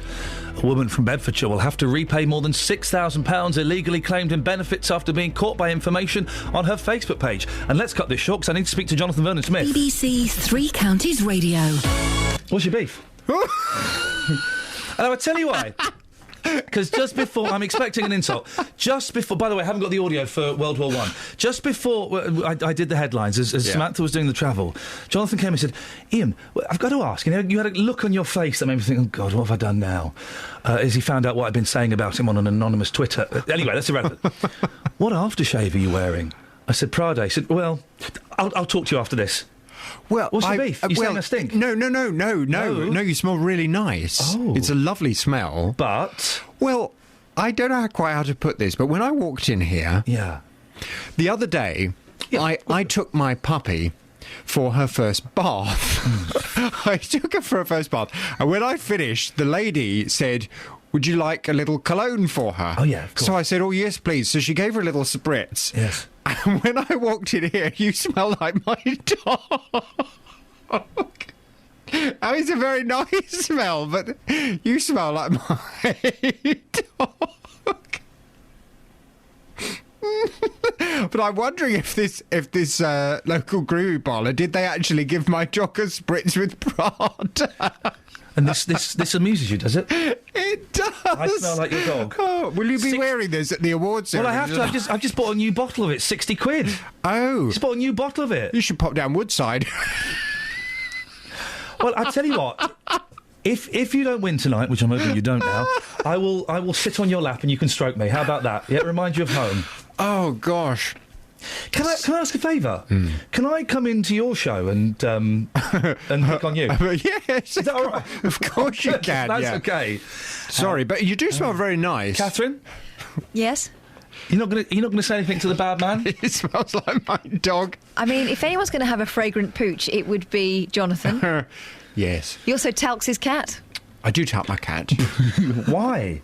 Because it makes him all nice and fluffy and he smells like a little baby. Well, best of luck at the awards tonight, Jonathan. Oh, no, come on. On this morning's Big What's on your show this morning? I'll be asking, would you bother to report a benefits cheat? I've been very interested in this discussion you've been having this morning about the woman from Bedford who claimed she was an unemployed single parent, but she's been branded a benefits cheat after revealing on Facebook that actually she's in a relationship with her landlord. 29-year-old Jenna Priest from Shefford has told Central Bedfordshire Council, or had told Central Bedfordshire Council, that she needed income support and housing benefit to survive. But now she'll have to repay more than £6,000 that she had illegally claimed. Or from 9 this morning, I'm interested to explore this further. Would you bother to report a benefits cheat? I remember years ago I spoke to someone and he phoned up and he said, I reported a benefits cheat and absolutely nothing happened whatsoever. I thought that they were going to take away their benefits, but actually nothing changed. I think they're hotter on it now, aren't they? Well, I don't know. Are they? Are they? If you report someone, does anything actually happen? Saying that, I have literally no idea. I'm saying I think so because that's kind of the message the government get out. But are they just getting that message out to stop you cheating? I remember years ago. Fear. You know Peter Lilly, one of our local MPs? Yeah, oh, yes. MP for Hitchin and Harpenden. I know a rhyme about him. He was at one point, I think under John Major's Prime Ministership, he was the Social Security Secretary. I think that was his... The SSS. Yes, so he was in charge of benefits. Yeah. And I remember very famously Peter Lilly saying, right, we're going to now launch a new hotline for you to report benefit cheats and we're going to get... Well, this hotline's been going for all these years and yet still people are cheating the benefit system. Well, it's clearly not working very well, is it? Or is it just that people don't bother reporting? Is it that most of the time when you find out that someone's cheating the benefit system, there's someone that you really like or they're a close family member and you feel so bad, as you were saying earlier, about dobbing them in or grassing them up, that actually you just keep quiet? I wouldn't. No, I know you wouldn't. You'd taser them. If I found... Well, I'll tell you something. If I found... Yeah, we're only on till 9 o'clock, just to... If I found that somebody was cheating the benefit system, I don't think I could even speak to them anymore. Wow, really? I'd disown a member of my own family for doing that. But from 9 this morning, I'd like your views. Would you bother to report a benefits cheat? 08459 455 555. It's the big phone in from 9 and you do smell gorgeous. Thank you. Nick Coffer across beds, hearts and bucks. Tomorrow, as part of our big tour, I'm heading out into Hemel Hempstead. There's a lovely community spirit up here, actually. I'll be live from the XC Centre where I'll bring you rock climbing, skateboarding, and maybe even the high ropes. Probably not, though. Plus, there's all the local history of this Hertfordshire town. It is the jewel of the crown. Nick Coffer. Live from Hemel Hempstead. Tomorrow from midday here on BBC Three Counties Radio. Now, this year marks the centenary of the First World War, a war which claimed the lives of around 6,000 men a day. 6,000 men a day with the total number of deaths reaching in excess of 9 million. But out of those lost lives came thousands of stories of bravery. 628 Victoria Crosses were handed out during the conflict, the decoration being the highest military award that's given for valour in the face of the enemy. Only 3 men have ever received it twice. Well, our colleague Tara Gungafol spoke to the Captain Peter Starling from the Army Medical Services Museum, who knows all about the first recipient, who came from Hertfordshire. Arthur Martin Leake is an incredible man. He's a very, very brave man. He's a Hertfordshire man. He was born in Standon, near Ware, in April 1874, and went to Westminster School with his education and then on to University College Hospital. And he qualified as a doctor in 1898, just before the South African War started. I'm Pete Starling, Director of the Army Medical Services Museum in Mitchett in Surrey. Why is he such a brave man? Well, because he's one of only 3 people to be awarded a Victoria Cross twice. His first Victoria Cross came during the Second Boer War. He qualified as a doctor just before it began and wanted to join as a surgeon, but the British Army had all the medical staff it needed, so he went as a trooper with the Hertfordshire Company of the Imperial Yeomanry instead. But while there, he found out that the South African Constabulary needed surgeons, so he transferred and went on to show both his skills and his strength of character. He rescued people under fire. And while he was rescuing them under fire, he was himself wounded. But he refused to stop, he refused to seek aid until all his casualties had been treated and evacuated. But he needed convalescence, and he came back to this country, to England, and became a Fellow of the Royal College of Surgeons in 1903. One of his brothers was working in India for the Bengal-Nagpur Railway. So Arthur decided he would go out to India and work as a doctor on the Bengal-Nagpur Railway, which he did. But before very long, war breaks out, and Arthur doesn't want to be left out of this. The British Army take him on as a doctor in the Royal Army Medical Corps as a lieutenant, and he joins 5 Field Ambulance.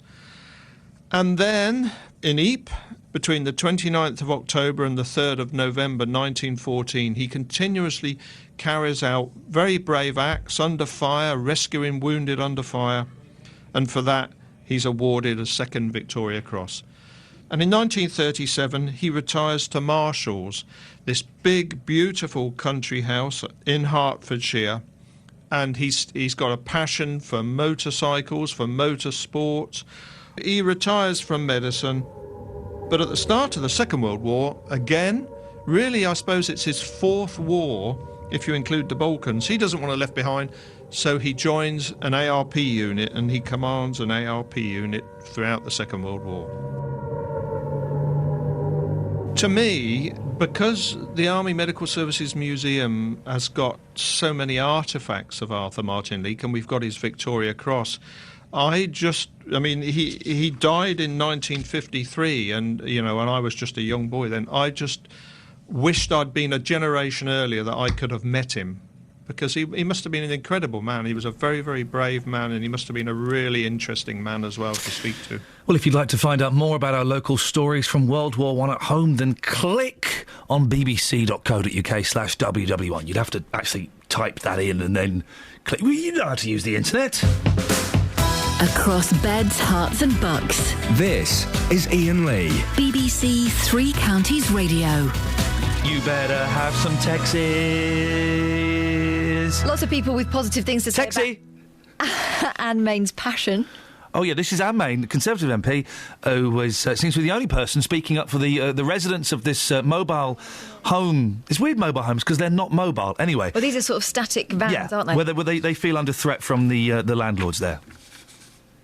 Over to you. No, it's just people saying, wow, she's brilliant, wouldn't want to get on the wrong side of her. You wouldn't, That's would from you? Rebecca. You wouldn't. And someone else saying Anne Main for PM. Now, we are not representing the Conservative Party today. Party politics to one side. I couldn't care less if she's a Tory, which she is, a Lib Dem. I couldn't care less. It's the passion. It's the passion. It's the fact that she's standing up. And she was obviously furious today with the landlords and furious with Three Rivers District Council. And it's so rare that you hear any councillor, any member of Parliament, any person in authority that angry And that's what we're applauding. Yes, and we've still not had anything through from Three Rivers. I'm suggesting that perhaps it's something for Justin to pursue tomorrow. Maybe we've not given them enough time and we can give them... Yeah, those 4 phone calls our reporter Tony Fisher made to them must have really caught them on the hoof. I still really want to hear what the delay is. And do you know what? I'm not going to be happy with a statement. I'm not going to be happy with a statement on this. We're talking asbestos and bases that are uneven.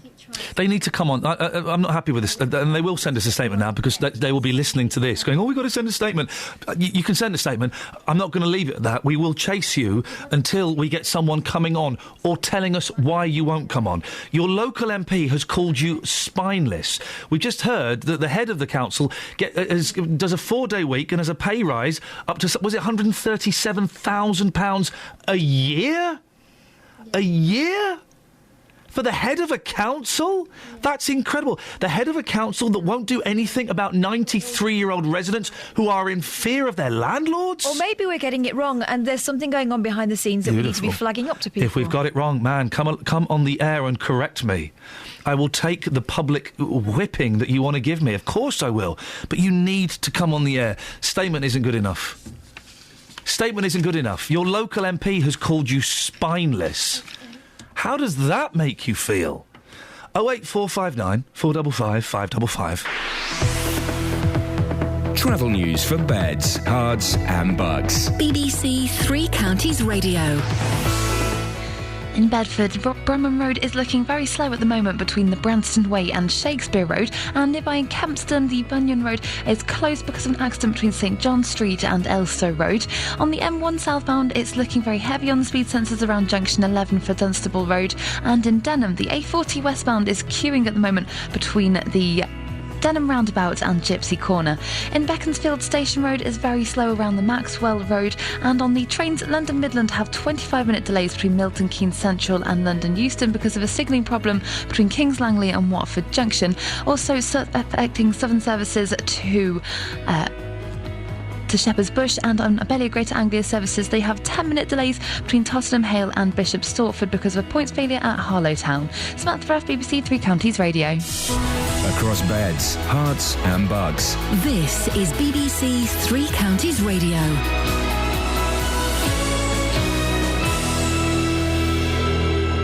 With the headlines, I'm Simon Oxley. A Hertfordshire council has been condemned as spineless for failing to help caravan park residents who, it's claimed, are being intimidated by their landlords. The MP for St Albans, Anne Main, says Three Rivers District Council should not be deterred by the fact that the landlords, the Golby family, are travellers.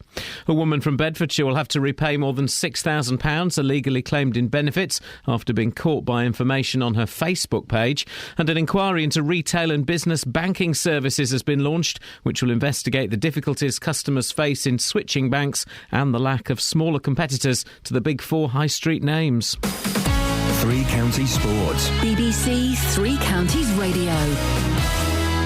Manchester City are facing a Champions League exit after losing 2-1 at home to CSKA Moscow. City ended with 9 men after Yaya Toure and Fernandinho were sent off. Here's skipper Vincent Kompany. I'm the captain, so when no one believes anymore, I'm just still going to be there and say, we might have a chance. So we have a chance still.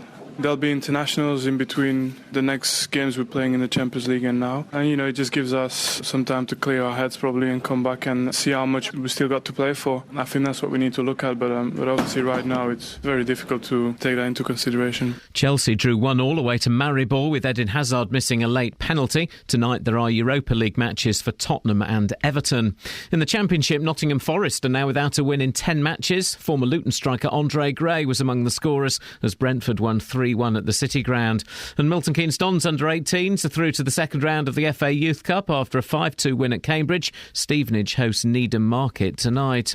In Formula 1, former world champion Nigel Mansell has voiced his concerns over the double points for the final Grand Prix of the season. If Lewis Hamilton wins in Brazil on Sunday and Mercedes teammate Nico Rosberg fails to finish, the Stevenage driver would go into the Abu Dhabi race 49 points ahead, but could still lose the world title as the winner will be awarded 50 50 points. Mansell believes it could make a mockery of the sport. Really, it should be all over bar the shouting, except if there's an incredible moment that happens at the last race with the double point situation, because, you can be overtaking somebody, someone can run into you, and then the other driver gets double points, and all of a sudden you lost the championship. So I'm not a fan of the double point situation. I think Lewis has worked hard all year, so it should be right that he should pull it off.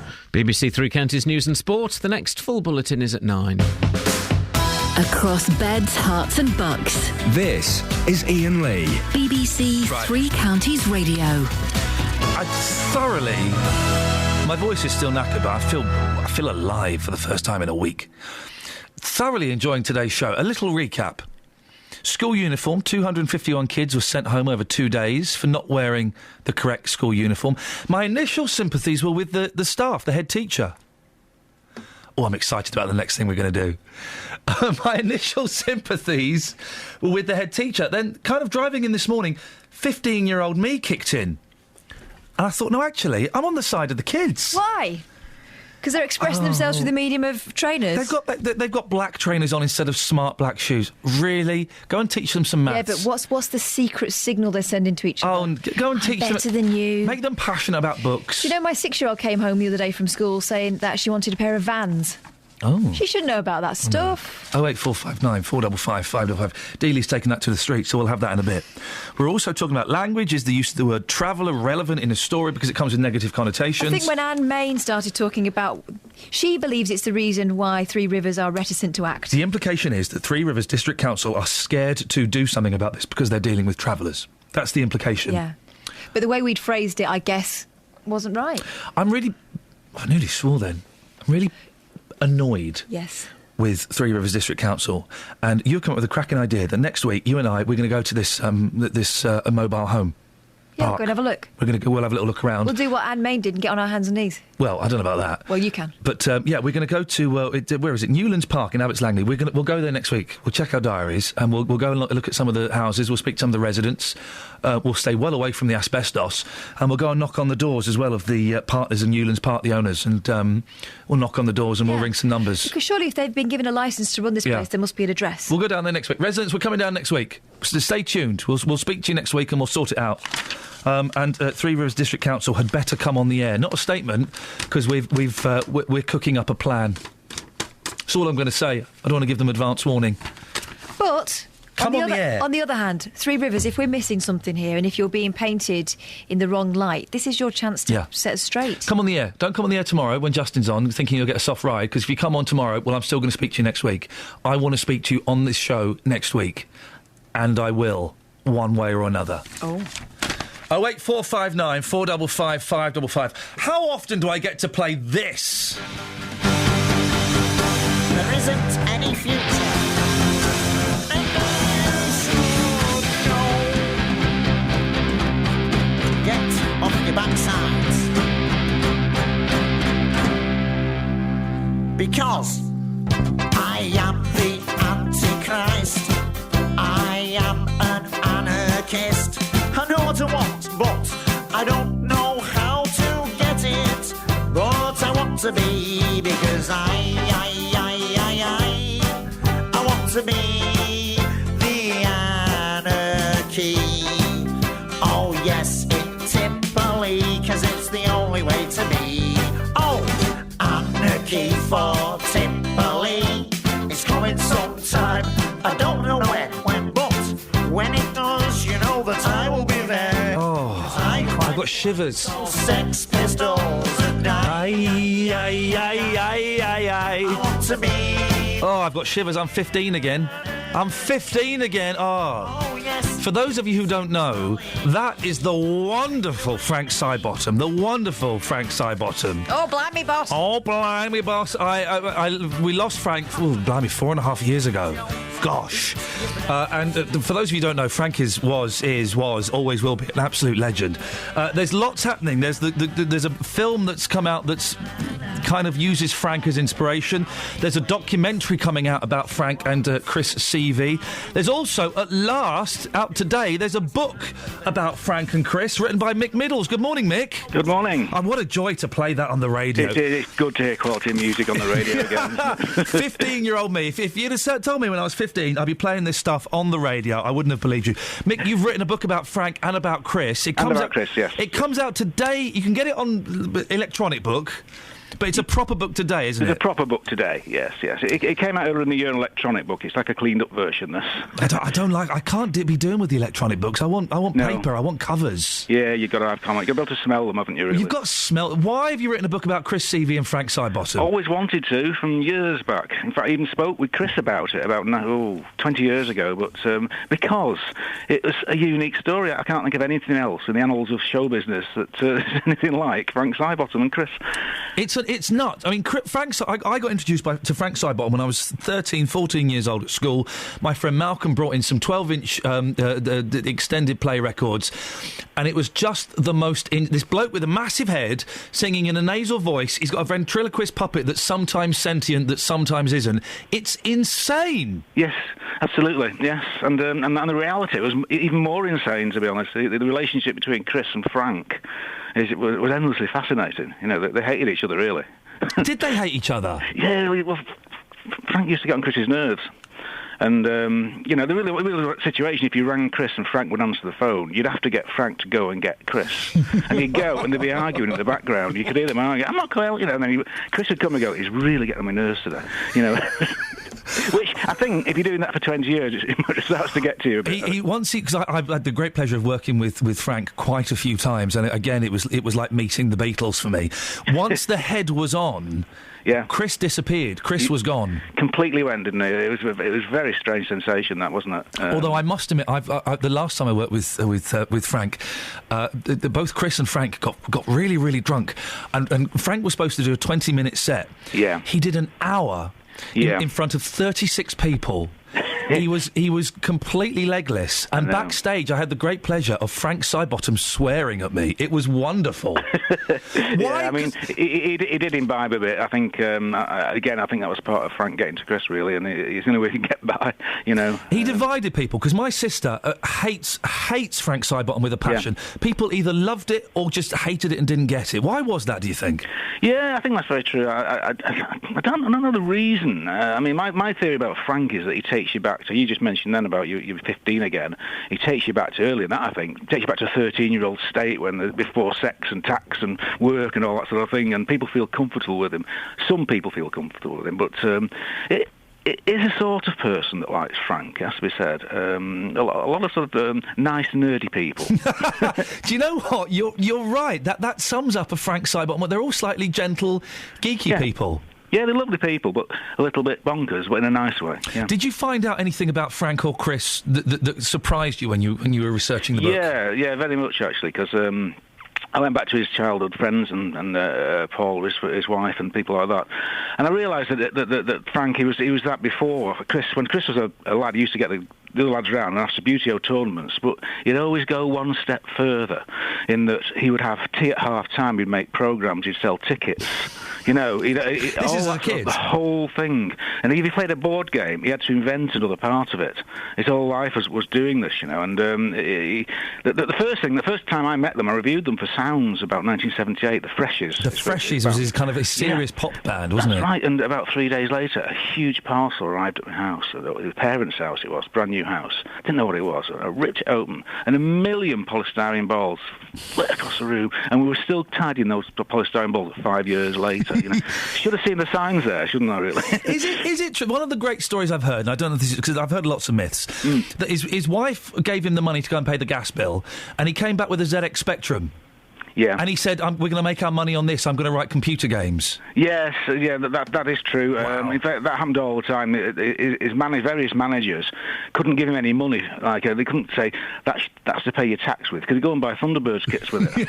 You know, really, even at age 50, he would. You know, that's what it was like. He just wasn't like anybody else. And that was the joy, because I've spent the time with Frank and with Chris. And Chris was he was a brilliant artist. You know, in every sense of the word, he was a great artist. In as much as he could see the world in a different way. Yes. And he had such ambition, didn't he? He did. In fact, I think you hit the nail on the head there with that, because I think the point of this book is, and I think there'll be further books and further films and that, is that he was an artist and Frank was just one small part of Chris as an artist. And as an artist, it's the way he lived his life every single day. It wasn't just the things he created. It's just the way he went about. He just did it in a different way to anyone else. He used to phone me up and say, Ian, I've got a great idea for a show for you. What we're going to do is it's going to be called Frank's Sleepover, and I'm going to come and stay at your house, right? And we'll do it all properly. I'm going to bring a sleeping bag, and Frank will sleep at your house, and then he's going to wake you up at 1:30 in the morning going through your drawers.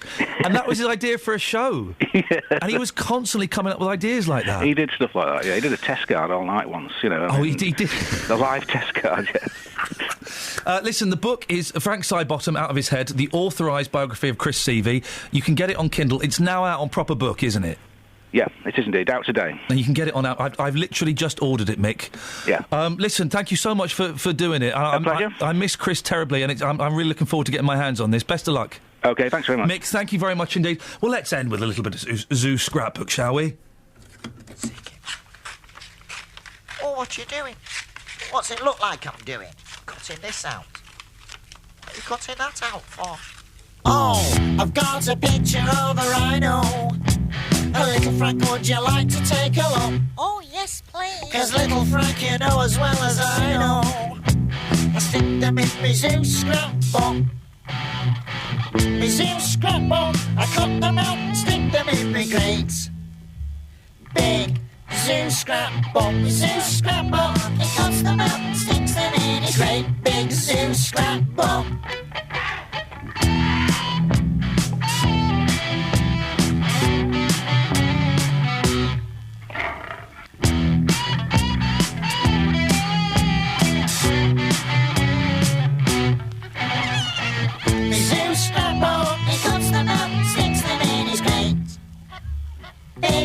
A zoo scrapbook, a zoo scrapbook, he cuts them out and sticks them in a great big zoo scrapbook. I've got a picture of a llama, but I'm not going to stick it in. Oh, why not? 'Cause the llama balls next to Bananarama, so that one can go in our pedal bin. Zoo scrapbook, he cuts them out and sticks them in his crate. Big zoo scrapbook, my zoo scrapbook, he cuts them up and sticks them in a great big zoo scrapbook. Thank you. Travel news for beds, cards and bugs. BBC Three Counties Radio. Bypasses queuing eastbound at the Great North Road around the Black Cat roundabout. In Kempston, Bunyan Road is closed because of an accident at St John Street between there and Elstow Road. And on the M1 southbound, looking at the speed sensors, it's very heavy around junction 11 for Dunstable Road. Also into Watford on Pinner Road, it's very heavy around the Bushy Arches, and the M25 anti-clockwise is queuing between junction 22 for the Bell roundabout and 21 for the M1. In Denham, the A40 Western Avenue is queuing eastbound between the Denham roundabout and Gypsy Corner. That's because of a broken down vehicle by the Polish War Memorial. And on the trains, London Midland services have 25-minute delays between Milton Keynes Central and London Euston, and that's because of a signalling problem that's also affecting Southern and Virgin trains. Samantha Breath, BBC Three Counties Radio. Thank you, Samantha. Oh man, I'm having far too much fun this morning. I've just played 2 Frank Sidebottom songs. Thank you, Mick. 8:47, it's Thursday the 6th of November. I'm Iain Lee. These are your headlines on BBC Three Counties Radio. A Hertfordshire council has been condemned as spineless for failing to help caravan park residents who, it's claimed, are being intimidated by their landlords. A woman from Bedfordshire will have to repay more than £6,000 illegally claimed in benefits after being caught by information on her Facebook page. And the competition regulator is to carry out a major investigation into whether the main banks are offering fair deals with their personal current accounts and business lending. Banks being questioned about fairness? What's the world coming to? Beds, Hearts and Bucks weather. BBC Three Counties Radio. Well, we've got a bit of a frosty, chilly start to the day, but that mist should clear fairly early on, but we've still got fairly hazy sunshine with cloud increasing from the west and a breeze picking up with highs of 12 degrees. And tonight, some patchy light rain for the most part coming in after dark, but fairly heavy at times with lows of 8 degrees, so it should be a milder night than last night.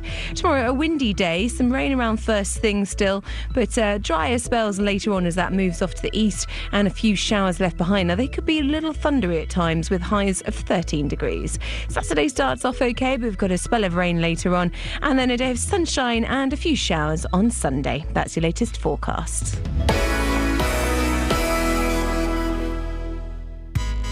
If you've missed any of the programmes from the last week, you've missed things like this. Getting involved with age concern basically was just like, it was part of my rehabilitation from drugs and alcohol. But there is a way you can hear it all again. Do you remember what got you first started on drink and drugs then? bbc.co.uk/Three Counties Radio, allowing you to listen to what you missed. Like most people, you don't really know why you end up being in that muddle to start with. You Did just it start find like yourself a social in there. thing then?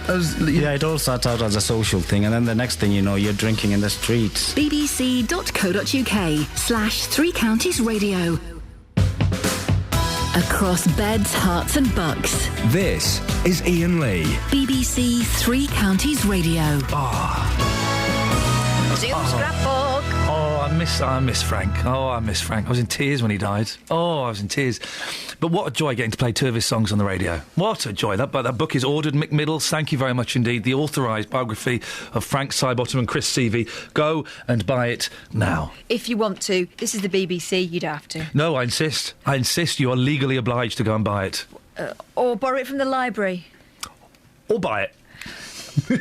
Or borrow it from a friend. Stop kissing the BBC's backside. We're not going to win tonight. OK, well, from tomorrow we'll decide my attitude.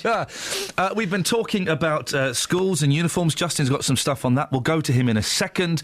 The word traveller we've been talking about. And it wasn't the actual word itself. It was about whether it was relevant to the headline. The story is there are pensioners living on a mobile home site in Hertfordshire say they are living in fear of their landlords. The headline was living in fear of their traveller landlords. We're going to go to this site next week, Catherine and I, and have a look around. And Three Rivers District Council, you have notice. We are giving you notice. We will get you to speak on this show one way or another. I'll leave that hanging because we have a plan. So it's up to you. Ball's in your court. But we were discussing whether the word traveller is relevant to the story. It turns out that maybe it is. What's not being said specifically is that perhaps Three Rivers District Council are scared to act because they are travellers. Well, then tell us that. Mm-hmm. But I was saying the word traveller in the headline. It made me slightly uncomfortable. Peter's in Markyate. Morning, Peter. Good morning. What would you like to say? It's just a question I had. If you, for argument's sake, had some gardening work or a driveway done by a so-called traveller, yes. And something went wrong. Yep. And you were telling the story to, say, friends or relatives, whatever the situation may be, would you say that you had a problem with your landscape gardener? Or would you mention that it was a traveller that done your landscape gardening? Well, first of all, I wouldn't get it done by anybody who just knocked on the door. I appreciate that, but that's not necessarily the case. No, OK. Well, how would I know they were travellers? Well, I mean, I'm sure you're a wise man. I think you can pretty much realise that once you start speaking to these gentlemen, or ladies, whatever it may be, you can pretty much tell that they're from a travelling community. And I'm sure in some cases they may even tell... OK, let's assume they told you. If they don't tell me they're travellers, Peter, how would I know? Well, because you can normally tell from an accent and the way they do things. But let's go on the argument that they have told you they're from a travelling community. Would you then mention that in conversation? Well, listen, we're going to follow the left turn in the road in a second, but let's go on the right turn, because I don't know if I would be able to tell they were travellers. Well, what are the telltale signs? Well, normally it's the attitudes. The attitude. And the accents, What's a traveller's attitude? Well, sometimes they can be quite aggressive. I'm not saying all, so please don't put me on the spot of all, because that's not a fair thing to do. They're quite aggressive. In general, they can seem aggressive. I'm not saying they are aggressive, but it's the tone of voice. It's the way they speak. You can normally tell from an accent. Catherine can seem... I don't know what a traveller's accent is. Catherine can seem aggressive. You don't know what a traveller's accent is? No. Have you ever met any? Well, I spoke to one earlier on, and she didn't have an accent.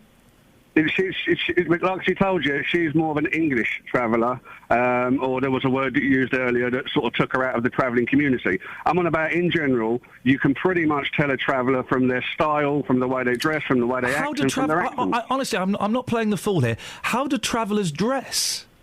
Well, in general, I find a lot of travellers, what I notice when they're driving around is they often wear like a shirt and trousers, but for some peculiar reason they wear jeans. I'm wearing a shirt and trousers.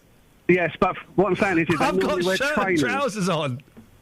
Look, listen, you can beat around the bush. The point is, no, this is it, and I don't want a traveller. Peter, I don't want to beat around the bush. Tell me how you can tell a traveller. You can't say you can tell a traveller because they're wearing the shirt and trousers. With trainers. Oh, Peter! That's rubbish. With it's trainers, not rubbish at all. Seinfeld, Jerry Seinfeld wears shirts and trousers with trainers. Right, let's go back to their accents. Pretty much one of the biggest situations of telling the traveller is from their accent. They have a very strong traveller accent. Okay, so we've proved that you can't tell them by what they wear. So you're saying they wear shirts and trousers and trainers. Not all of them. Stop taking it like that. They have an aggressive attitude.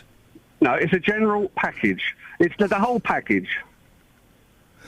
Peter, you can't just judge them from one thing. It's when you look at someone. Okay, how do you tell? Like Jewish, for argument's sake, you can tell someone pretty much is Jewish in general because they wear the big hat with the curly spiral hair. It's a general package. Peter, no. I can tell an Hasidic Jew generally because they're wearing the big hat and the curly hair. I can't tell if people are Jewish or not unless I'm getting a close look at their penis, and even then it's not. That doesn't necessarily prove it.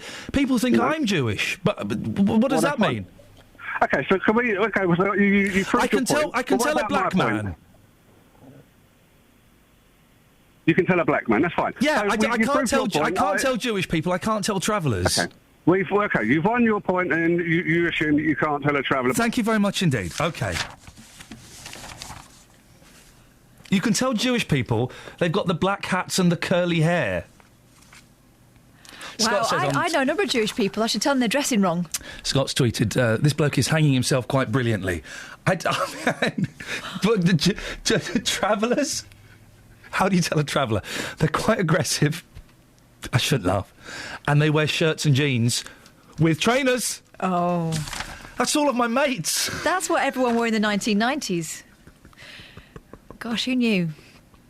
Put that in the podcast, please, Kelly. Justin.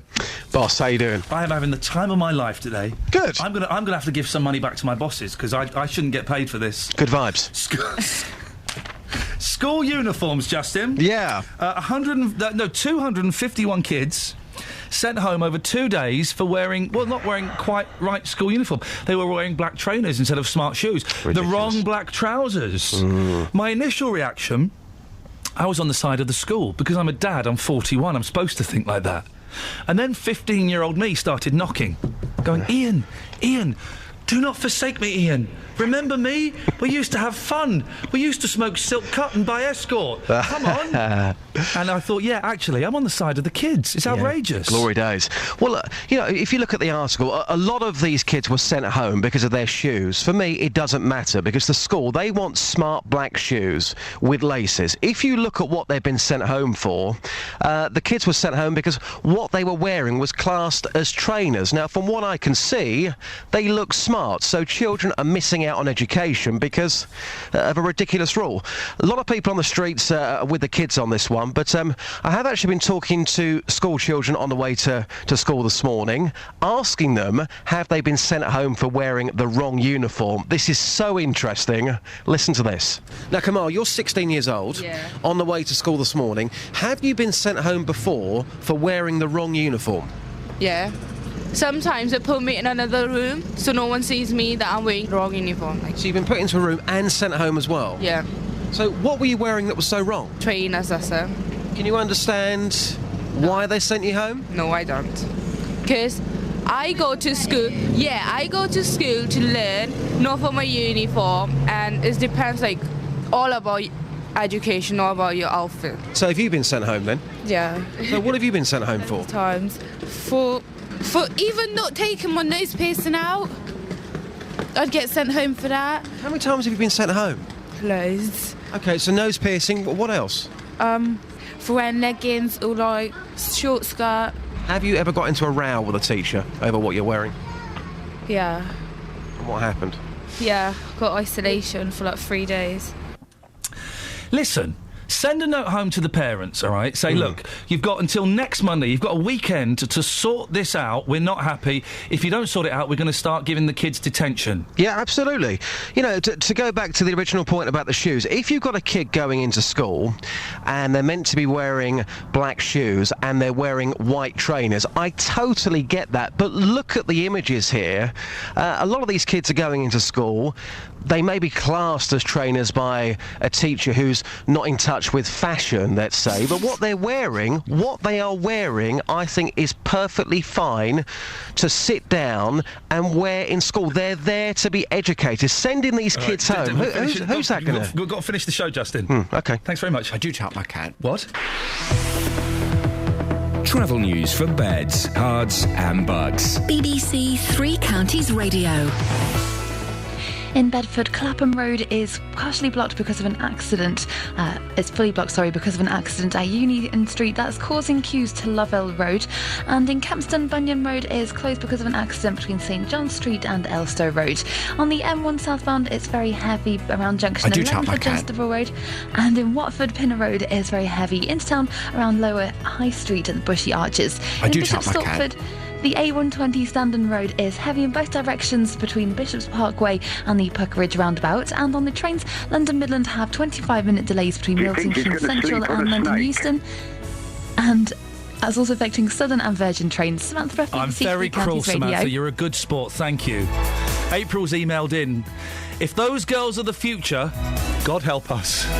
Thank you, everyone. Justin's in for me tomorrow. We'll be back on Monday. JBS is up next. Ta-ta. Local and vocal across Beds, Herts and Bucks. This is BBC Three Counties Radio. Well said, April. Thank you, Iain. Good morning. Welcome to the JBS show. I'm Jonathan Vernon-Smith. It's Thursday, and on today's Big Phone-In, would you bother to report a benefits cheat?